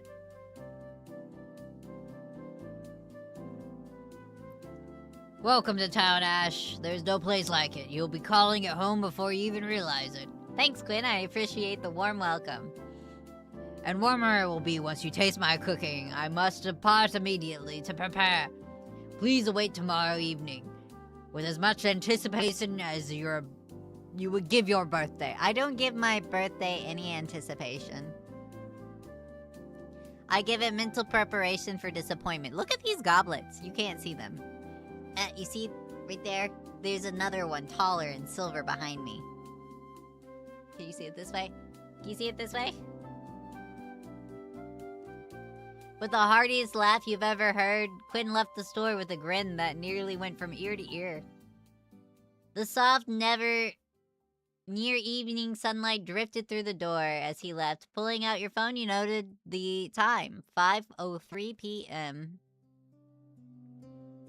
Ah, shit! You scrambled up to pull up your text where you could see nearly a dozen left by your mother. In the tone of, did you arrive safely? Oh my god, you're dead. Sorry, Mom! I'm here, I'm alive, I just got caught up in everything, I'm totally fine. Ash! Dear Lord above, you nearly gave me a heart attack. I was this close to getting on a train there myself. Maybe I should have waited a little longer then. Not funny. I know, really, I'm sorry. I'm just glad you're okay, my baby. It's okay. Whose mom talks to them like this? Is this how moms talk? Whose mom talks like this? Whose mom talks like this? Totally okay, met a few new people already. And everyone, mostly everyone, super friendly. The town is beautiful, Mom. You'd love it. Lots of beautiful scenery to paint. I think, honestly, I've barely left the store yet. You know I haven't painted in years. Maybe you just like the right muse. Anyway, I need to close up the store now. Alright, text me if anything happens, okay? Yes, Mom. You flipped the sign to close as Florian re-entered. You miss all the fun staying holed up in that storeroom. I don't really care. I prefer it that way. So antisocial. Well, I guess I can understand in a way. Well, you do you. Biscuit, no. I'm gonna go upstairs and start unpacking. You don't have to stick around all night, you know. It's fine. I start late, then I stay late. Why not just start earlier then? I just prefer it this way. It's quieter. Well, alright, I don't mind, really. Get home safely, okay? Sure, maybe. Leaving Florian to his work, you headed back upstairs.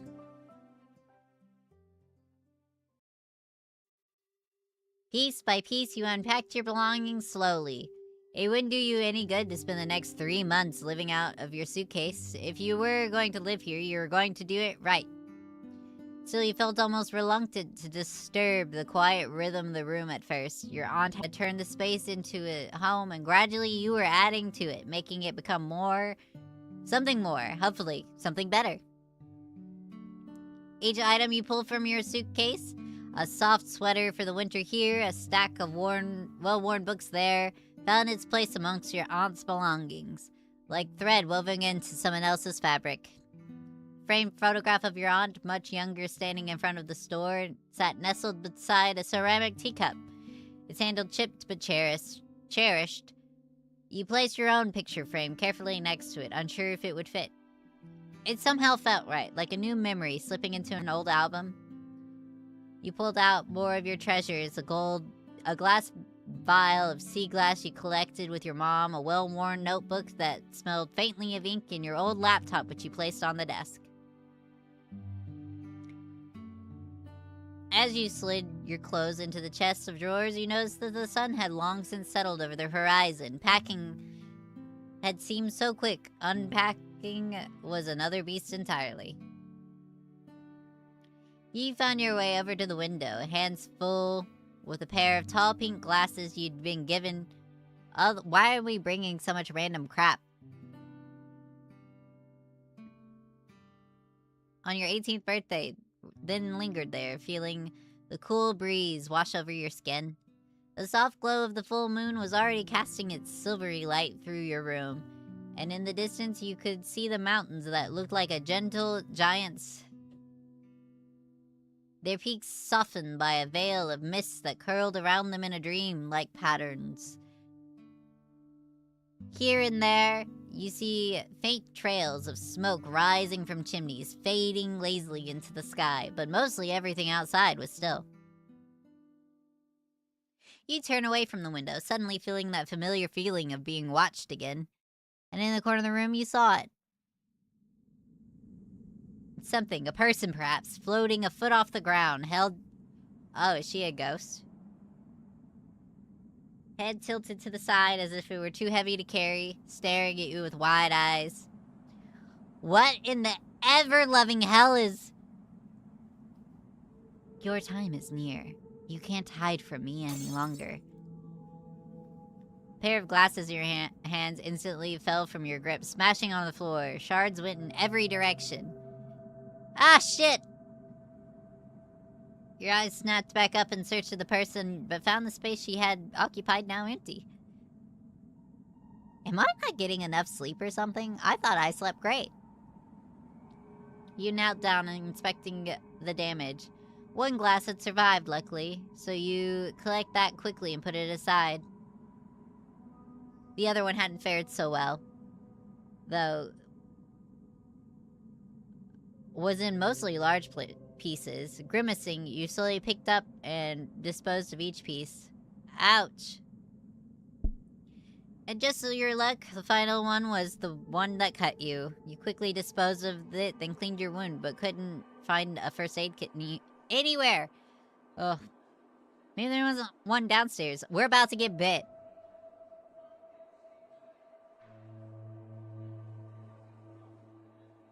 Florian, are you still here? I could kinda use your help if you are. What is it? I'm not paid to help you with personal stuff, you know. He walked out of the room, from the storeroom, arms crossed. Something really weird just happened. I swear I saw someone in my room. She spoke to me. I kinda dropped the glass and got cut. It's not that bad, but I could use a band-aid if we have any. All the color dropped from Florian's face in a moment. He stared at you with wide open eyes, mouth open slightly. No words escaped. You... It's not that bad, is it? He almost looked like he was going to be sick as he charged out of the front door, leaving you staring out towards him in disbelief. Alright, Vampire confirmed. Wait, Florian, I need a band-aid! A tiny drop of blood dripped onto the floor. I guess I'll find it myself. It didn't take you long to find the first aid kit. Your aunt had decided to forego the usual plastic box set with a cross on it and used a old wooden chest instead. It was a little scuffed and weathered with brass hinges. No. The sight of blood just scares him. He might faint.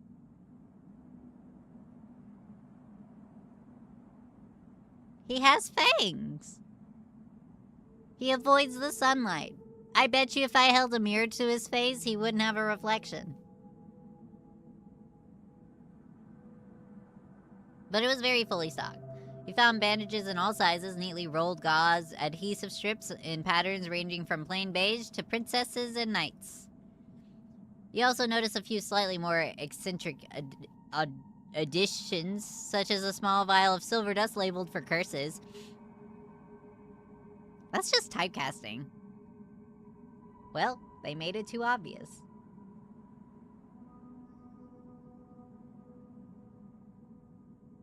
A flask of dark red liquid labeled emergency-F only. Ulysses, you want to tell me about how I'm just typecasting now? Do you see that there? Red liquid labeled for F only. Who do we know? Who have we met with the name that starts with an F? Who have we met? I'm pretty sure. I'm not typecasting. It's just facts. A broken mirror which you made sure not to touch, with a note attached for illusions or lies. There was also more of what you had expected to see. Herbs, powders, and other natural remedies. Your aunt was into all that kind of stuff after all. You pulled out a plaster?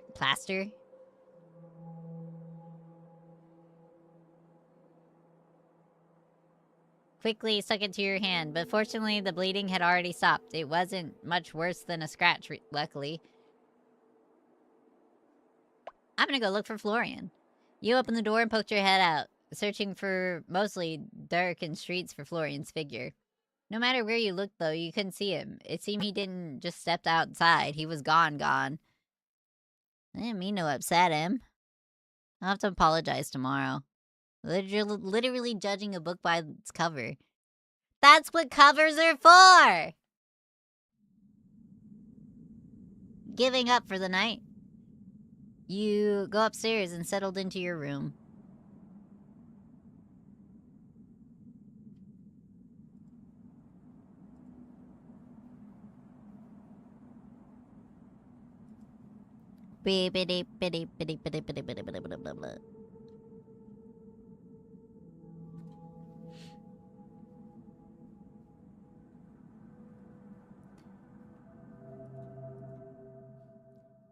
And just like that, you fell asleep, once again surrounded by the unfamiliar scent of the store.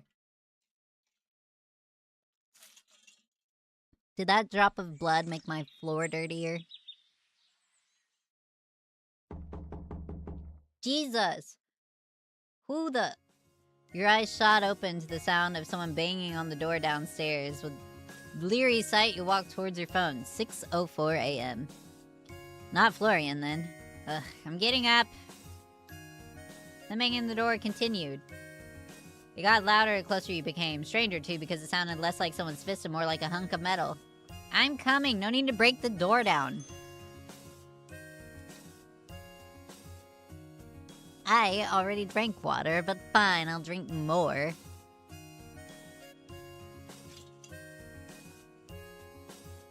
Hey! My lord, I humbly kneel before you as both protector and servant. From this day forth, my life is yours to command. I, Dame Lucille del Rosario, of the Order of the Crown, do hereby swear an oath upon my honor and my blade, no harm shall come to you while I yet draw breath.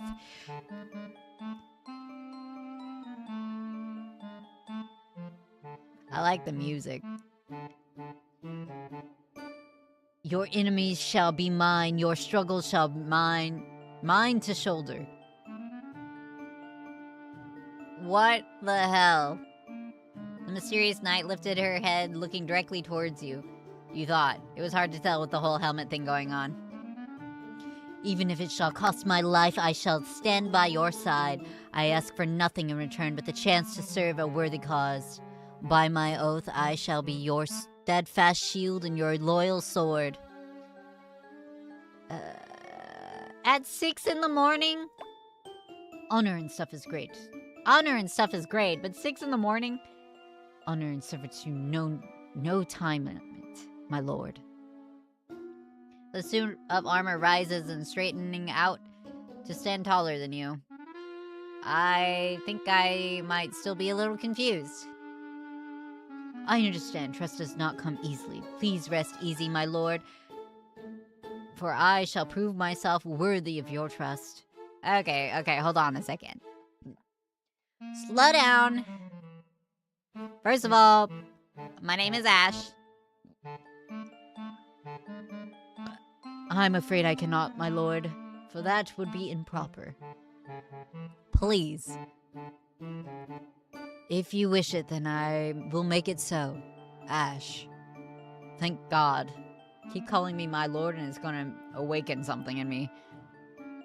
My lord! My lord!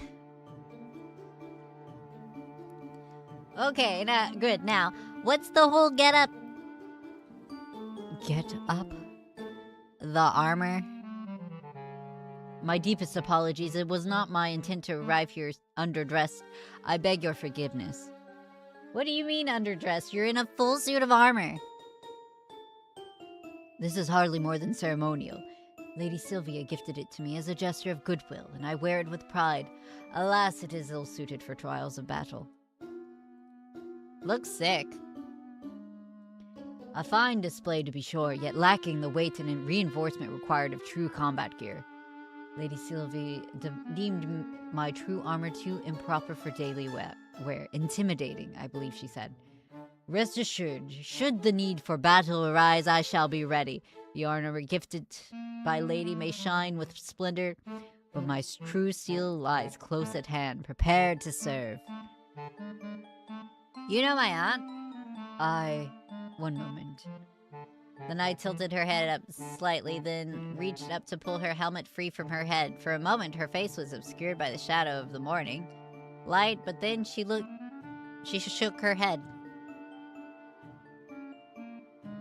Okay, so that wasn't my aunt. How the hell did you stuff your mane into that helmet?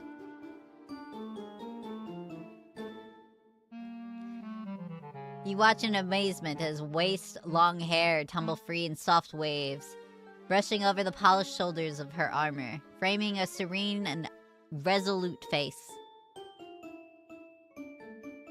She's pretty, but not my type.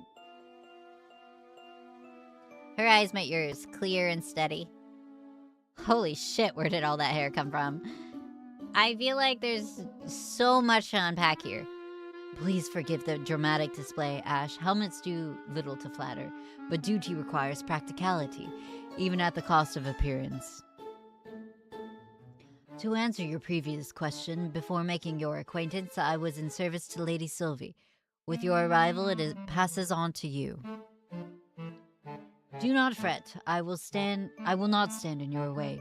You will hardly know I am here, but while you are in this town, I will protect you and this store with my life.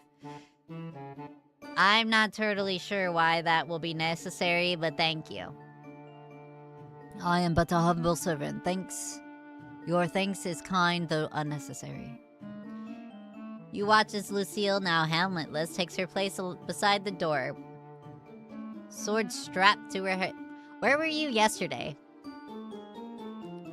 I must beg for your forgiveness for not being present upon your arrival. I have had troubles with one of the contraptions in the place of my living. What Lady Sylvie calls my apartment. A contraption? Yes, magical device that permits water from thin air. I believe a curse was put on it. The water began to flood as Far as the eye could see. Fortunately, as a sorcerer removed the curse and now it works as intended. Does she mean her sink broke? So, okay. You work with my aunt, but your sink broke yesterday and you couldn't come to greet me? That is incorrect indeed. So you live nearby? Yes, though I'm not originally from this town. Oh, me either. We have something in common. I hail from the kingdom of Valende,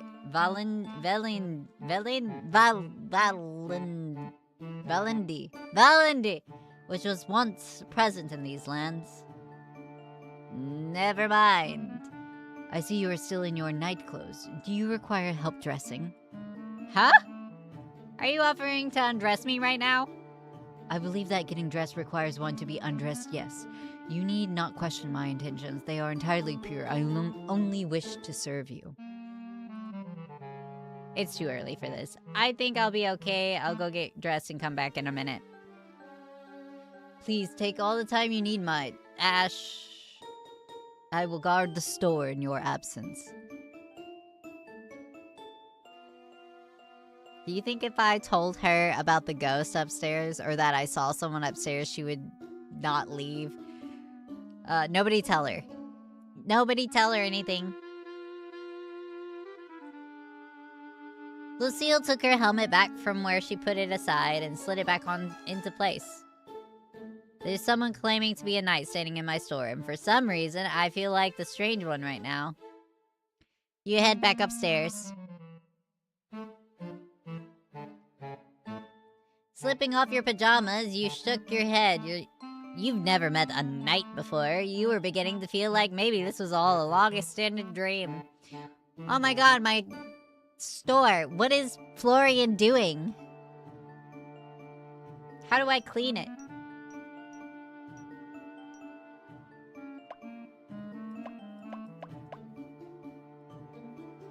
Oh!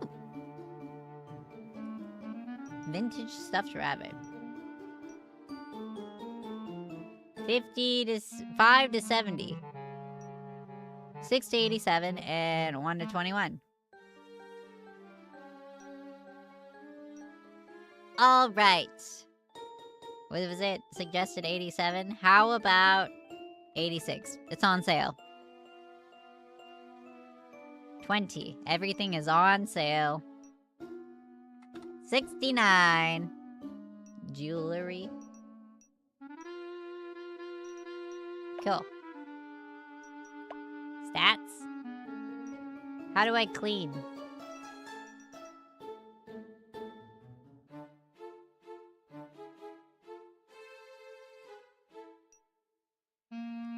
Eye for presentation and a flair for arrangement style draws more customers to the shop and makes your wares more appealing, raising your chance of making a sale. Boosts the quality of stored items. Increases the chance of rare items in markets. Accurately assess and charm people into... You're number one in all these qualities. Nice. The most valuable thing in this shop, time. Oh, I am single. There's only 3 dateables. And for some reason, it's the accountant. What's his story? Vampire Knight, what are you? Surely not human, right? Or normal. Normal?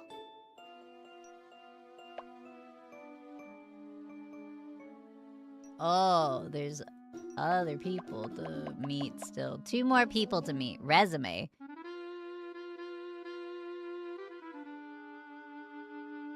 Oh, there's love ranks. An employee of the Willamette Emporium who seems to work more than sleep. He doesn't do anything with enthusiasm, but he does get his work done.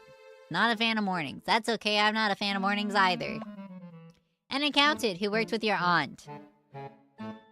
Oh, it's almost his birthday too! Is that after the sign shit? You know what? That tracks. He gives me Capricorn vibes. What was Florian? November? I don't know what that sign is. That's not Sagittarius, is it? I don't remember. I gotta Google it.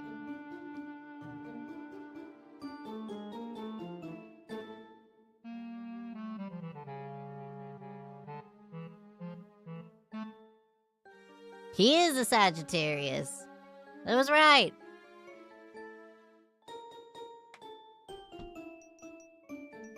And then everybody has very similar birthdays. There's 2 Sagittarius. 3 if you count me. And then a Capricorn. Think. Yeah.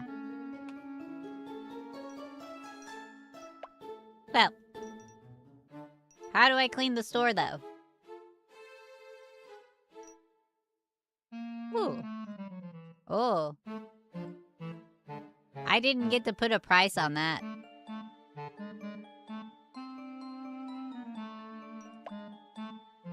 Well, can't get more different than a night walk waking you up past 6 in the morning and pledging allegiance to you.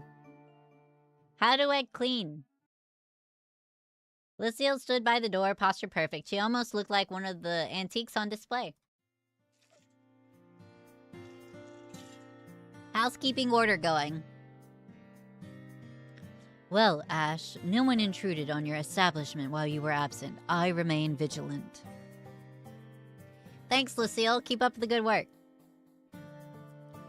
I guess I'll just get to it, see what to do today.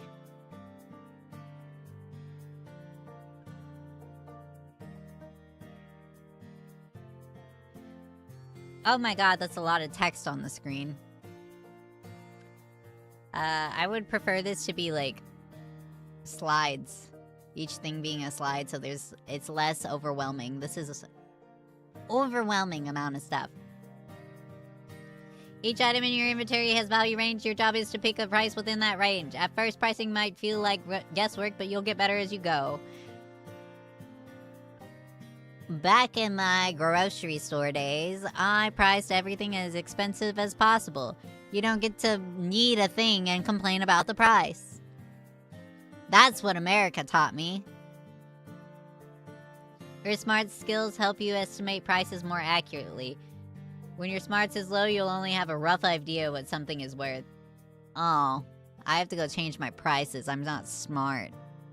As smarts increases, your valuation gets sharper, making it easier to spot a good deal, avoiding overpricing. Items come different quality, poor, normal, good, perfect. Higher quality items fetch higher prices. Adjust prices each shift. See how customers respond to your prices. Learn from the results and adjust prices for the next time.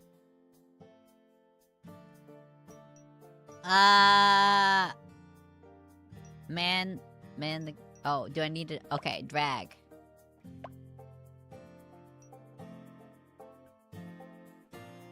Important notes. Drag and drop items. Floria, nap, please. Oh, look, it tells me the weather. Who wants to buy my expensive bunny? Can't you check out the back? I'm really sorry, sir, but we don't stock anything that isn't antique. There's probably a store around that has... There isn't. The last place I checked I've got left to check. You really don't have it? I might have an old flip phone or something upstairs, but new phone models, no, I'm afraid not. This is ridiculous. How do you not have stock phones? What is this, a Stone Age? It's an antique store. God, what did I do to deserve this? Once again, this is an antique store. We're not a regular store. We don't carry new products. Typical small towns and their old people's shops. Can't even get a proper phone around here. At that moment, you heard the sound of metal grating against metal, and in the blink of an eye, a silver sword was placed between you and the customer. Lucille! Good sir, you will respect the master of this establishment, or you will leave. Hey, watch where you're waving that thing, woman. It's a sword, not a toy. This blade was forged in the fires of war. I'm well aware that it is no toy. Now you may apologize, or you may leave. Danny! How you doing, kitten? You're late, darling. I've been here for so long. You thought you could escape me. No matter. You always find your way back. I suppose I should give you credit for that. Classes at school? Fine, sorry, Jesus. He grumbled and turned on his heel, leaving the shop with all the haste of a man threatened with a real sword. Whew! Thanks, Lucille. It is my pleasure. Should you require aid, you need only ask, Ash. I know it's gross I have school still. Shouldn't you guys be on winter vacation? Isn't school on vacation yet?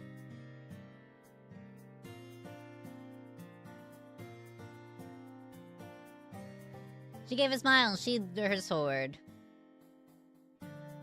I was hoping he'd get the hint without having the sword pointed at him. Oh well. Some people require a firmer hand to understand the importance of manners. Is there usually many customers like that? Nay, the majority are very courteous and polite. Lady Sylvie would say that a great deal of trouble came from passing tourists. However, they are few and far between. Tourists, huh? He did seem to be passing through. The inhabitants of the town are a good sort and would never speak ill of the store. Next week.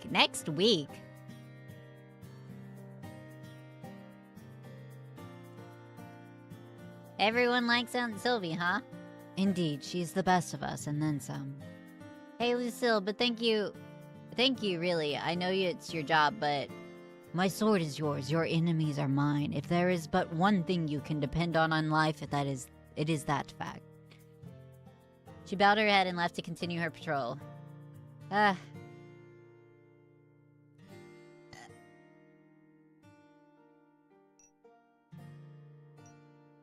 Alright. Let's edit prices. Let's do... 30. 30. And... 50. And 10. 15.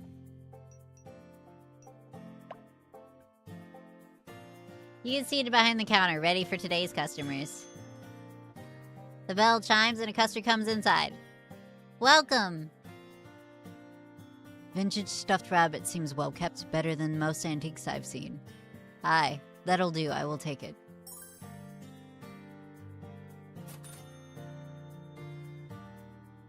Did I undersell that? Until our next appointment. Why did you buy a stuffed rabbit? See you next time. Do I need to document that?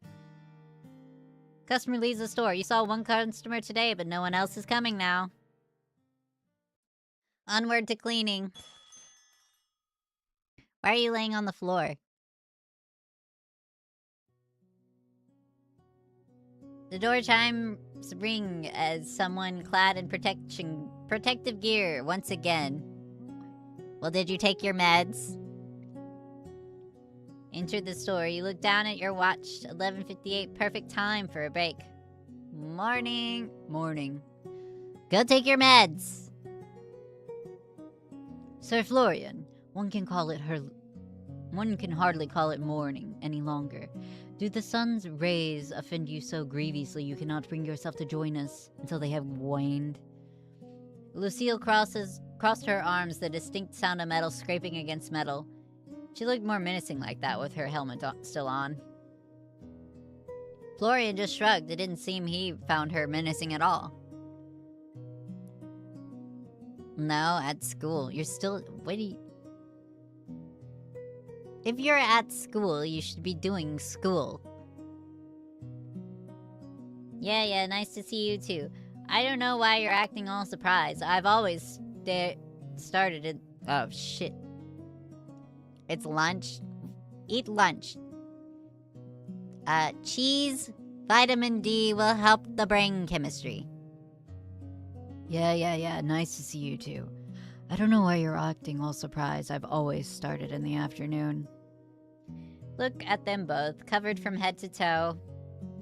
A night rises with the dawn, ready to meet the day's challenges head on, yet you appear content to let half the battle pass you by. I'll leave the night shit for the night, if that's alright. Lucille placed her hands on her hips, tilting her helmet-covered head slightly, as if considering him.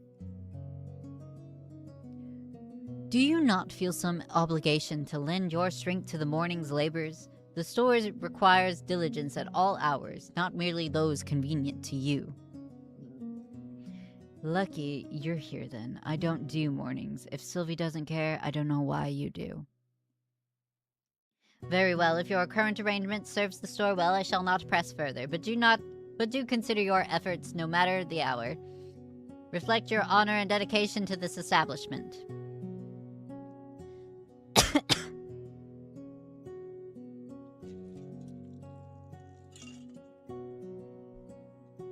I don't think mopping floors is all that honorable, but sure, whatever. If you were actually mopping floors, I think the store would be cleaner. Honor comes with every job, Sir Florian. Whether one wields a blade or arranges wares, it is the spirit in which the task is performed that matters. Do carry on then, but know that the dawn is a most aspiring sight. You should you ever choose to witness it. Yeah, I know. Maybe one day. Good. I trust we shall work together most admirably today. When Lucille went back to standing by the door, you used the opportunity to catch Florian by the wrist and pull him aside. Florian. He pulled his wrist away from you, eyes on the ground. Right, I forgot about last night. We'll cross that bridge when I've dealt with the elephant in the room. I'm guessing you've met Lucille before? Hard not to, seeing as she's always here. Maybe you can explain to me why there's someone in a full suit of armor in our store then, please? Trust me, that's not her full suit of armor. You should have seen her when she first turned up. Sylvie hired her a few months back. My aunt did? Yeah. That's what she does, take in strays. We really don't need an armored guard for an antique store, but she got the job anyway. I guess it gives her something to do. Why does she think she's a knight? Because she is one, apparently. I don't know. She looks like one to me. How could she be a knight? She has a sword. Is that the only requirement for knighthood? Okay, fine. She has a sword. Can't argue with that. Listen, about last night. Florian looked back down to the ground, avoiding eye contact for a few moments before sighing and looking back to you. I'm scared of blood. Huh? That's all it was. I was surprised. Sorry. You should have said something. I wasn't trying to scare you. No, forget about that. I apologize. I should have dealt with it myself. Come here. Florian grabbed you by the wrist. It was a light touch. He was careful not to hurt you as he pulled you towards the counter. He left you there for a moment before returning with the first aid kit. Have you procured an injury, Sir Florian? Shall I fetch a physician? No, I've got it handled. It's fine, I'm fine, Florian. It's a tiny cut. I already fixed it up. You're supposed to change it twice a day. I am? So it heals properly. You're supposed to change a little old band-aid twice a day. Once it stops bleeding, I just take it off. Huh, I didn't know that. I guess I'll just sit down. Why are you blushing? Why are you blushing? He dug through the wooden box, pulling out some antiseptic and a new bandage. You really don't need to. I should be able to do this much. I have to. Sylvie said I should do shit like this. I thought you shut your mouth. Florian looked so serious in that moment, like it was more than just a band-aid. He sat you down on the edge of the counter, then peeled away your old bandage after putting on a pair of disposable gloves. Florian grimaced. almost putting up his nose at the side of your cut, which really wasn't all that bad. Luckily, it also didn't hurt.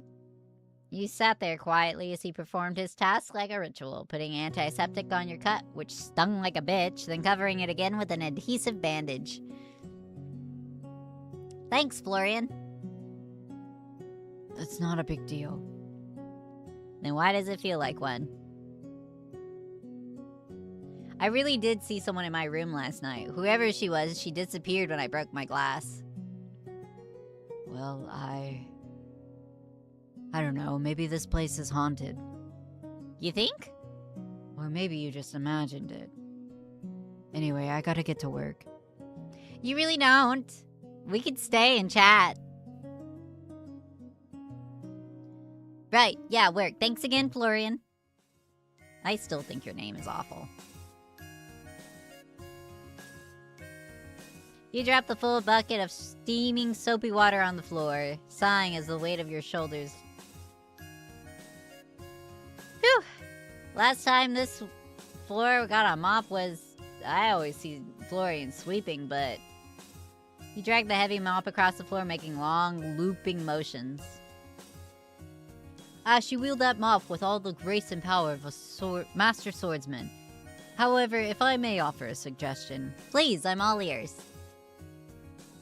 Lucille smiled, then walked behind you, gently reaching around as if going to embrace you, but instead she took hold of the mop. Her arms looped around your body. Ow, my leg. Like this. With a gentle, graceful motion, she swirled the mop across the floor. The secret is not to swing, but to caress. The water should glide across the floor as effortlessly as the wind through the leaves. I didn't realize mopping was part of being a knight. Why am I blushing? I am not charmed. That was cheesy. Cheesy! A knight must be able to wield any tool with grace. Long before I was allowed to hold a sword, I was instructed to hold a broom. So you're saying that once I've mastered the mop, you'll teach me how to swing a sword? It would be my greatest honor. I suppose that means you'll have to stop hugging me then. That's a bummer. At that, she pulled back suddenly and sharply, retracting her arms and standing upright. My apologies, Ash. That was not my intention. Please forgive my impropriety. Nah, it's fine. It's not every day a beautiful woman holds me close. I should be thanking you. Lucille turned and cleared her throat. There was a slight pinkness to her cheeks. Inwardly, you laughed. It was such a delight to fluster Lucille. You took the mop back in hand and tried to apply her technique. Handiwork check. Medium. Ah. Hey, yo, what? Click the roll. I got a 6. You managed to do an alright job, but it definitely wasn't as pretty as when Lucille did it. Still, you suppose the floor was cleaner now. Cleanliness increased. Wonderful. My store is clean again.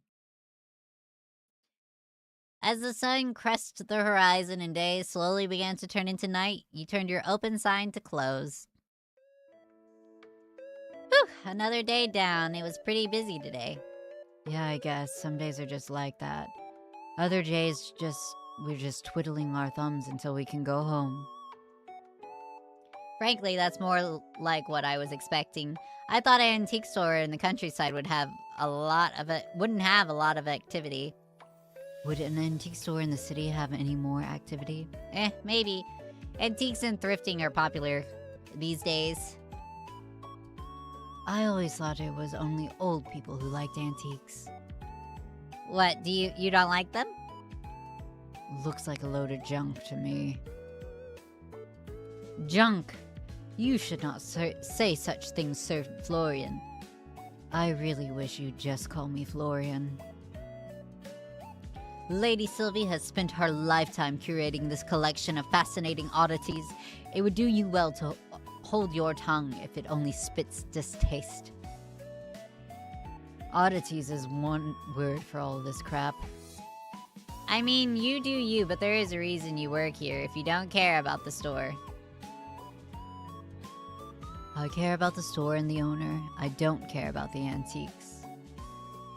Your aunt helped me through some shit, gave me the job when I had nowhere else to go. I appreciate that. Doesn't mean I have to be into used lampshades and rusty axes. I guess that makes sense. Speaking of it being busy though, how do I go about finding more things to sell? We'll run out soon enough unless I start pillaging the decorations. I don't know, go steal for someone's trash. Do I look like a raccoon to you? Do you really want me to answer that? You look like a raccoon. You got dark circles on. Are you smiling at me right now? Laughing at your own joke? I do not think you look like a raccoon, Ash. Mayhaps you have more qualities similar to a red panda. Your coat is divine. Your red coat is divine. Thanks, Lucille. I'm glad someone appreciates me. Your aunt had a few different avenues for her junk. I don't really know the specifics. She does have an attic filled with it, though. You can pick through that. Might find something. Or maybe you find nothing. That seems more likely. An attic? Yeah, Sylvie's been meaning to sort it out for ages. If you get injured trying to sort through the mess, it won't be my problem, though.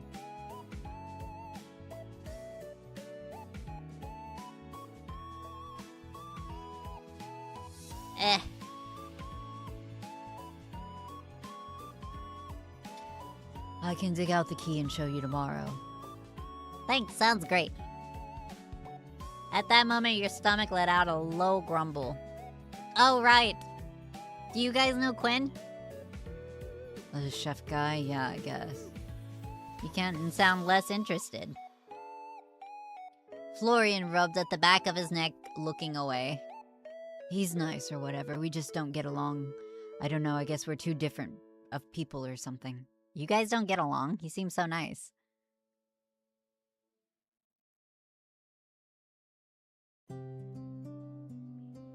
Sir Quinn is an excellent cook who makes feasts fit for royalty. Lady Sylvie did well in seeking his companionship. Interesting. He invited me to his restaurant to try a new recipe tonight. I nearly forgot about it. Have fun with that. Oh, not even a little bit interested? I'm not hungry. Suspicious. Suspicious. I've got work to do anyway. What, sweeping the floors you've been sweeping all day? It'll be fun. For you, maybe. Anyway, bye, have fun or whatever. At that, Florian left the room. Lucille? I would be honored, Ash. In truth, I have already considered offering to accompany you. Should you require a guardian for the evening, it is only fitting that I ensure your safety even over a meal. It's just dinner. I don't think I need a guard, just a friend, if that's alright with you. A knight's duty is bound by circumstance. Whether it be dinner or a battle, I would gladly be your shield. But a friend? Indeed, I would enjoy the company. Perfect. I still haven't managed to take a look around town, so having a guide will save me from getting lost. Sir Florian has an offer to show you around the settlement, truly. How do I save?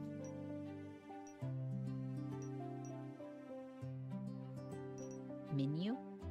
Well, save. Oh.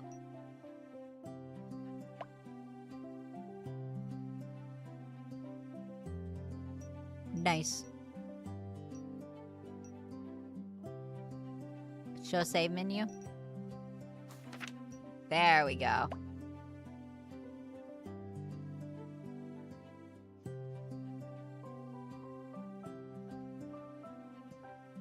I don't know if this font helps me at all. Well, then please allow me to escort you through the town and show you its finest landmarks. No harm shall come to you while I am by your side. Sounds like a plan to me. Let's make a whole night of it. A night of it? Ah, I meant, sure, a night of it.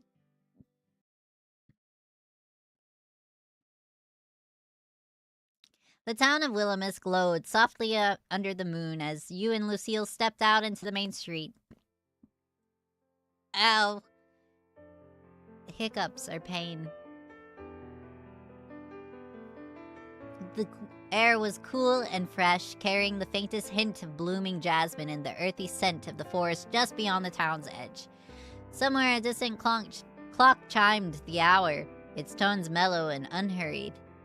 You couldn't help but think that time seemed to feel slower here.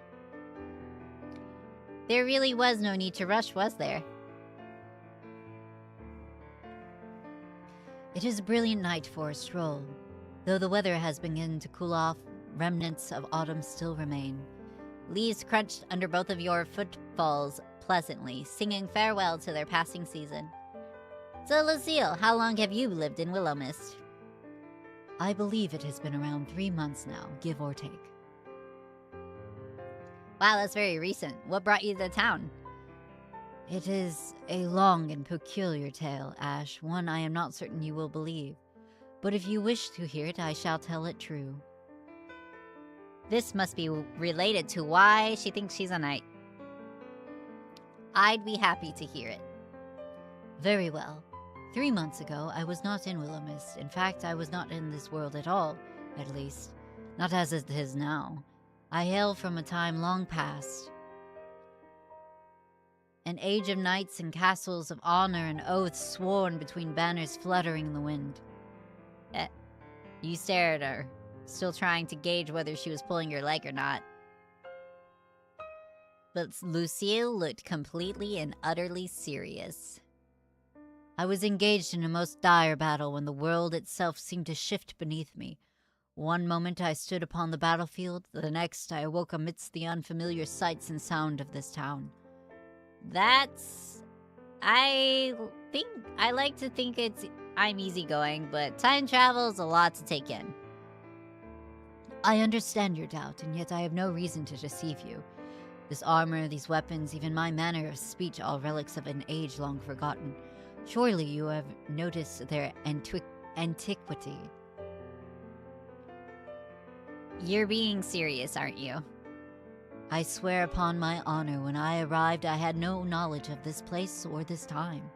The world I knew was gone, replaced by one of the strange machines and customs. She can't seriously be telling the truth, right? A potential ghost in the store, sure. A time-traveling knight? But I guess she really doesn't have a good reason to lie to me. I'll just go along with it for now. That's kind of nuts, you know. Indeed, it is kind of nuts.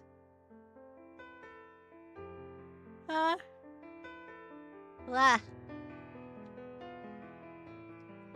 How did you manage to adjust? That must have been a lot of change.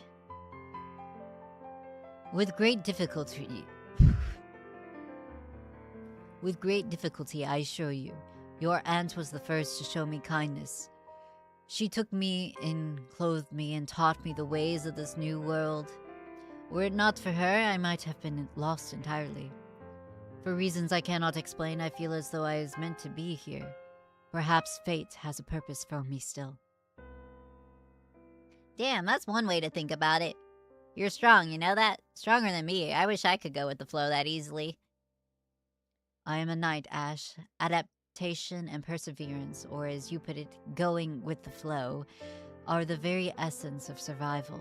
I've pledged my service to you, not only out of duty, but because in this unfamiliar land, you have given me purpose, and for that I am grateful.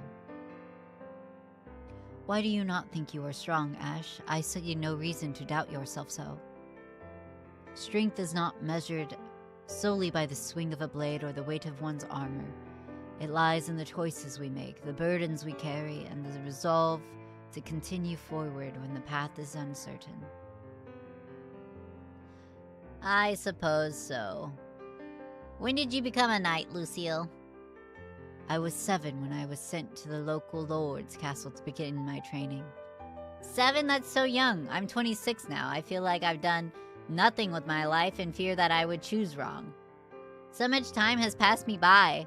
I've seen friends start families, get married, climb the career ladder, but I'm still the same as I was 8 years ago. Is that why you chose to come to Willow Mist? It felt like something I could do, a choice I could make. So I guess so. When I began my training as a squire, a trainer once said to me that there is no shame in fear, only surrendering to it. Your path forward may be unclear at times, Ash, but it is there all the same. Time spent on the journey is no waste.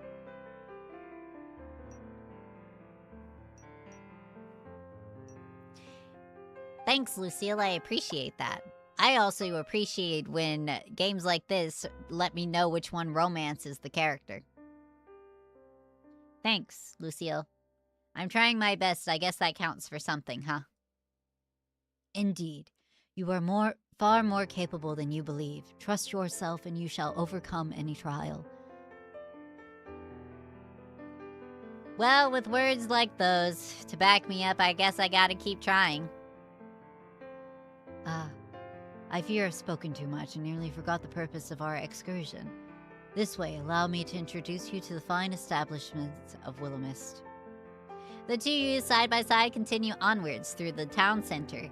As you pass by a bright lit building, Lucille gestures towards it. Behold, the farmer's market. It is most curious, it is found indoors. In my day, one would venture to an open square at dawn, yet here the bounty of land is neatly contained beneath a roof. I must admit it lacks the charm of a market stalls, but the convenience is notable. It is open nearly no matter the hour. Ah, a grocery store. Yes, I believe that is what Lady Sylvie referred to it as. Further along, Lucille slowed her steps in front of a small clothing store. Its mannequins posed in stylish outfits, many of which were winter coats. It would start to get cold soon, wouldn't it? And here we have the local tailor. Their wares may lack the intricate embroidery of royal finery, but they seem practical and well made. If you have need of garments for the winter, I would advise you to pay a visit. Water break. Got it.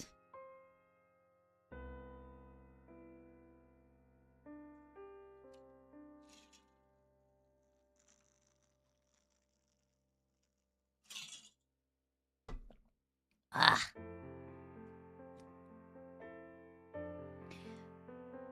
You suck. Hi, Snowy. Also, you suck. What the heck? Maybe we could take a look Maybe we could take a look together sometime. I would be honored, Ash. No, you suck. You suck, and you stink. Smelly. She led you onward, pausing briefly outside a plain brick building with a glowing green cross above its entrance. Oi! Oi! An apothecary, though I have yet to need of their services. The potions they prepare must be most potent in this age, with all the modern tools at their disposal. I'm not sure they use potions exactly, but medicine has probably come a long way.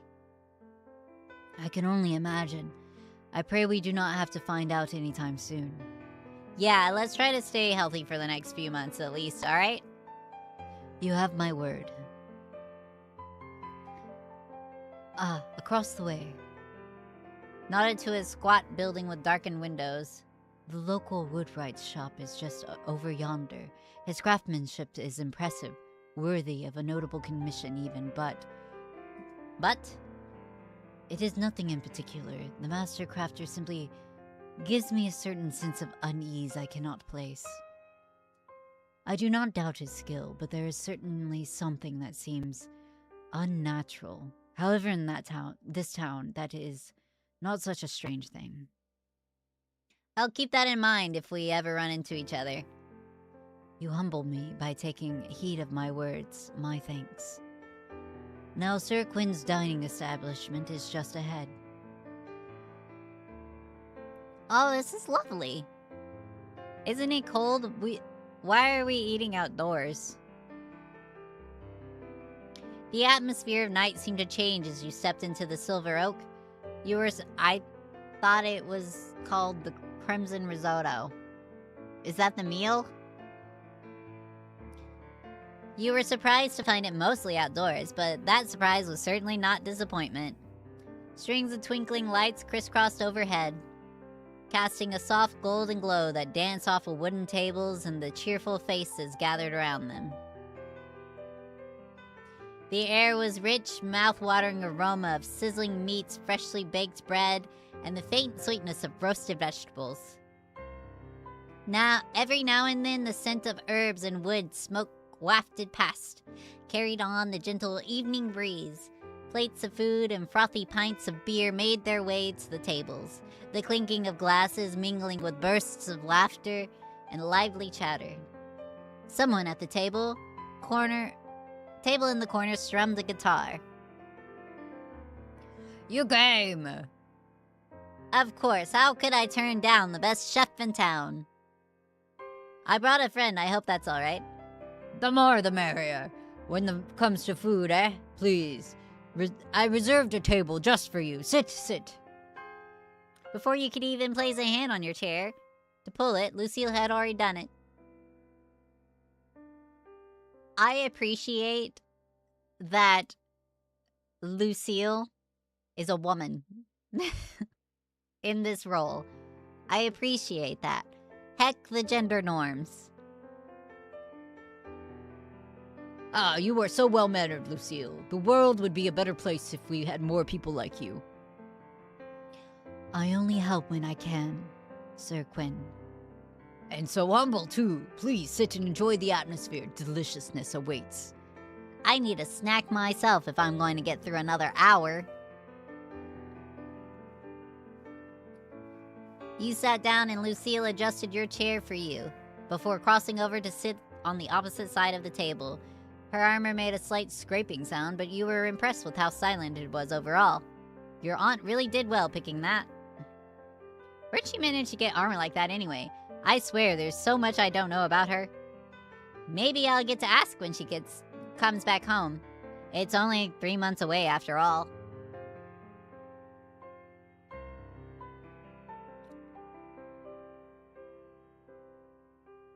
You seem deep in thought, Ash. Oops.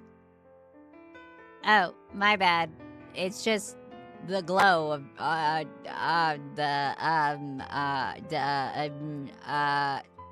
was just thinking about my aunt.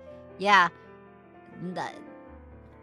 A fair topic to be consumed by. Your aunt is a wonderful woman. You're very pretty. I'm almost jealous of you and Florian, you know. Jealous? You two honestly know her better than I do. All we know from each other is letters. Even now, I haven't seen her in, 21 years? That is indeed a long time to go out with seeing one's own family. Yet you cannot deny the bond you share through your letters. A connection nurtured by words alone is no less meaningful. Yeah, but it's different, isn't it? I know her as my quirky aunt from the countryside who likes herbs and crystals. You know, this town really know her. Everyone I've spoken to seems to look up to her. She is the best of Willow Mist. I do not think it is an exaggeration to say that this town would not flourish as it does without her. Big shoes to fill. You needn't fill her shoes, only bring your own. Lucille leaned back in her chair, her eyes flickering away from you. Nevertheless, I understand the weight of time lost. Probably better than anyone else. I'm sorry. There is no need to apologize. Though it may slip through our fingers, grant us the moments we have now. And it is what we choose to do with those moments that truly matter. Though I need not remind you, Lady Sylvie did not ask Florian nor I to attend to her most prized possession while she was absent. She asked you. In truth, it is part of the reason I have so quickly trusted in you. Lady Sylvie herself believes in you. She could have at least left some instructions if she believed in me so much. Forget talking about me. Anyway, I'm more interested in knowing about your knightness.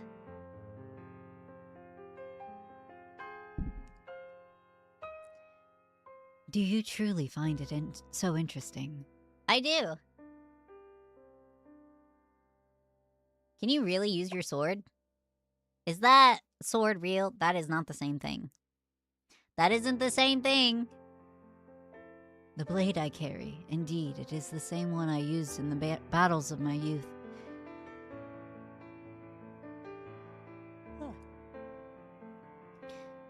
Youth hardly sounds like the right word. You look so young.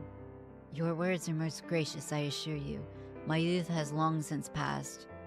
Were it up to my mother, and had I not chosen the path of a knight, I would have married many years ago. She often reminded me that a sword makes a poor companion, though I suspect she underestimated how loyal a blade could be. It's nice to know that despite the year, mothers are just like that. Your mother also wishes for you to marry? Probably. I think it has more to do with wanting grandchildren than wanting me to get married. But anyway, about that sword. Can you really use it? Like, use it? I assure you, my training has not gone to waste. This blade has seen me through many trials, and though I pray it will not be necessary in this time, I am prepared to wield it should the need arise. Okay, I don't think I need you to stab anyone, but I do appreciate the offer. I will endeavor not to stab anyone in your presence. Maybe just not at all? At that, she cracked a smile. I carry a sword not as an act of aggression, but a promise of protection. I would never harm another who was not deserving of it. Could hardly be called a knight otherwise. You're making me want to see you swing that thing. I bet it would be real cool. Perhaps one day, should the need arise, I shall demonstrate. Until then, rest assured, my skill remains sharp. So, knights are allowed to get married then? Indeed, there are some limitations. We may not marry commoners, nor people of higher statuses, unless arranged by our lords. Huh. I guess I just thought knights had to, stay single like monks or something. Not at all. While some knights do choose to forego marriage in favor of their duties, it is not a requirement. We are permitted to wed, provided the union aligns with the expectations of our station. So what happens if you fall for someone who doesn't meet the rules? Then one must choose between desire or duty. It is not an easy decision, but a knight's honor lies in the loyalty to their vows. How complicated? Here, I thought modern dating was difficult.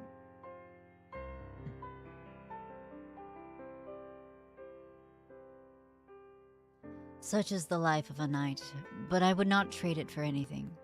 Honor and duty are cornerstones of my existence, and here to stay, and here to stray from them would be to betray myself.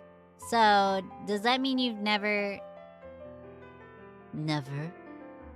fallen for someone? I suddenly realize how quickly one talks in visual novel, specifically these romantic-y type ones, how quickly you start talking about falling in love. I personally have never started conversations like that. Not even during dating. Ow. Lucille's composure faltered for the briefest moment, her cheeks coloring faintly beneath her confident demeanor. No, I have always prioritized my duties above such matters. There was little time to entertain the notion of romance.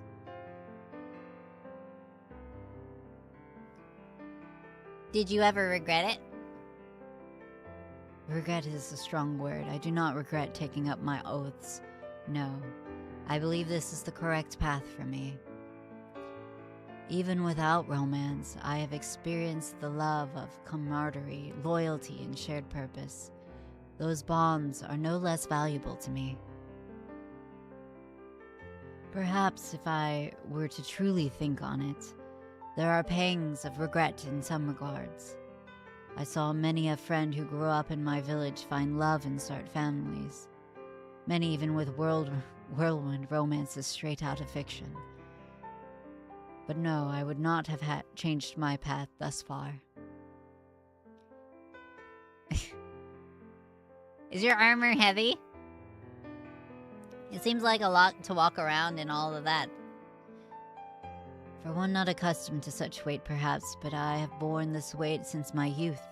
It feels as natural to me as the air I breathe. She glanced down at her polished armor, her expression thoughtful. Truthfully, the set is quite light compared to the one I wore when I first arrived in Willow Mist. That armor was forged for battle with heavy plating and chainmail beneath.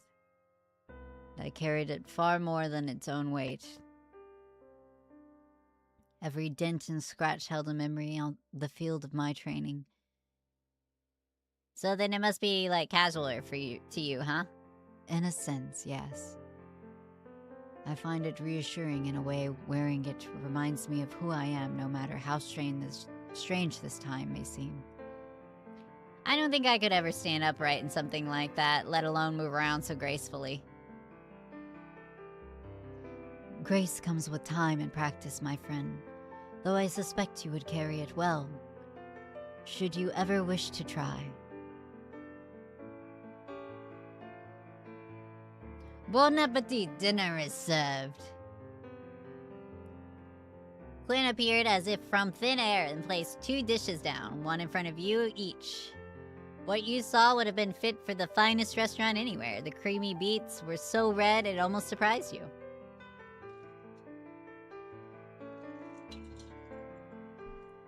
I consider beets to be closer to red violet than red. They're very purpley. If it is delicious, then you will sing my praises through all of Willow Mist. If not, then simply strike me down, as I could not bear the thought of serving our lovely Sylvie's family anything less than perfect. Well, she brought a sword, so let's hope it's good. Ah, I'm near trembling in my boots. Please, taste. Smells delicious. You raise a fork full of the risotto to your mouth. Creamy texture, the tender rice, the velvety sauce, it was beyond delicious. As you chewed, the earthy flavor of the roasted beets, almost sweet, filled your mouth.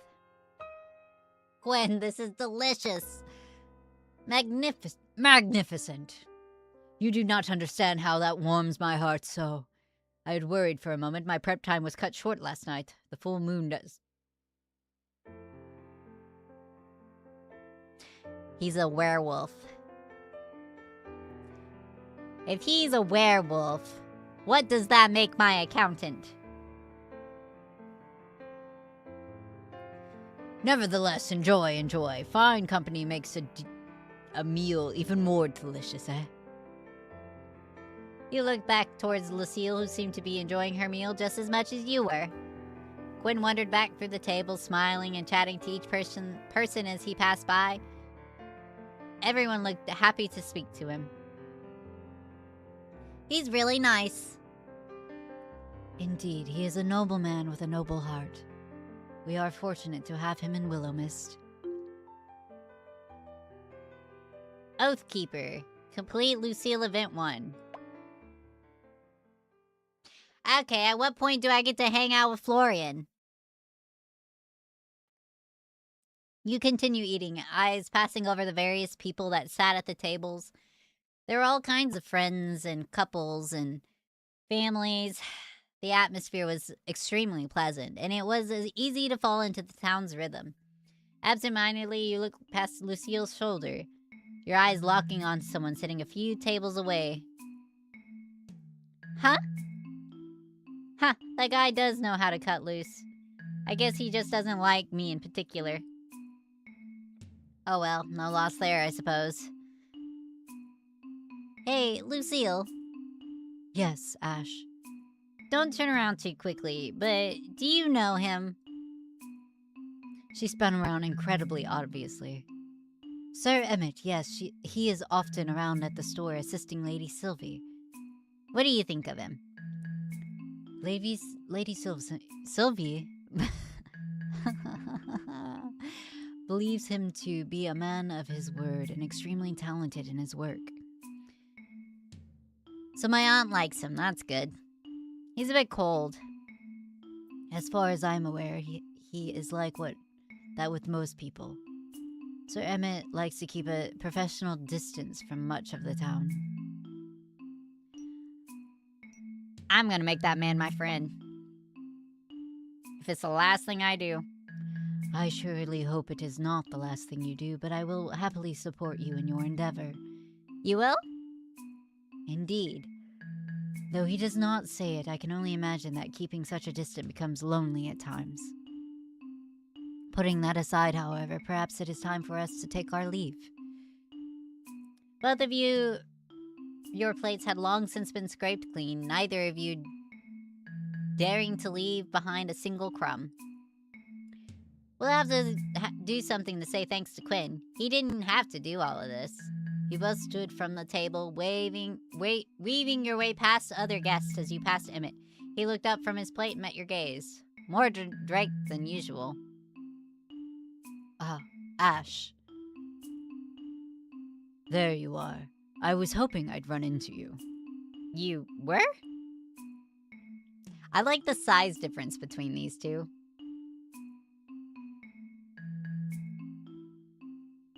I like the size difference going on here.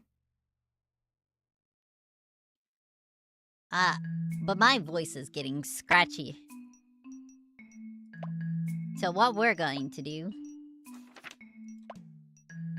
is finish off this demo, which is incredibly long for a demo, in the next one or in a video. Perhaps I will record it tomorrow and put it out Saturday. I will let you know. Make sure you're following Twitter. Links are below in the little descriptions. Thank you guys so much for joining me. I hope you enjoyed this one, and I look forward to seeing you again soon. Bye-bye!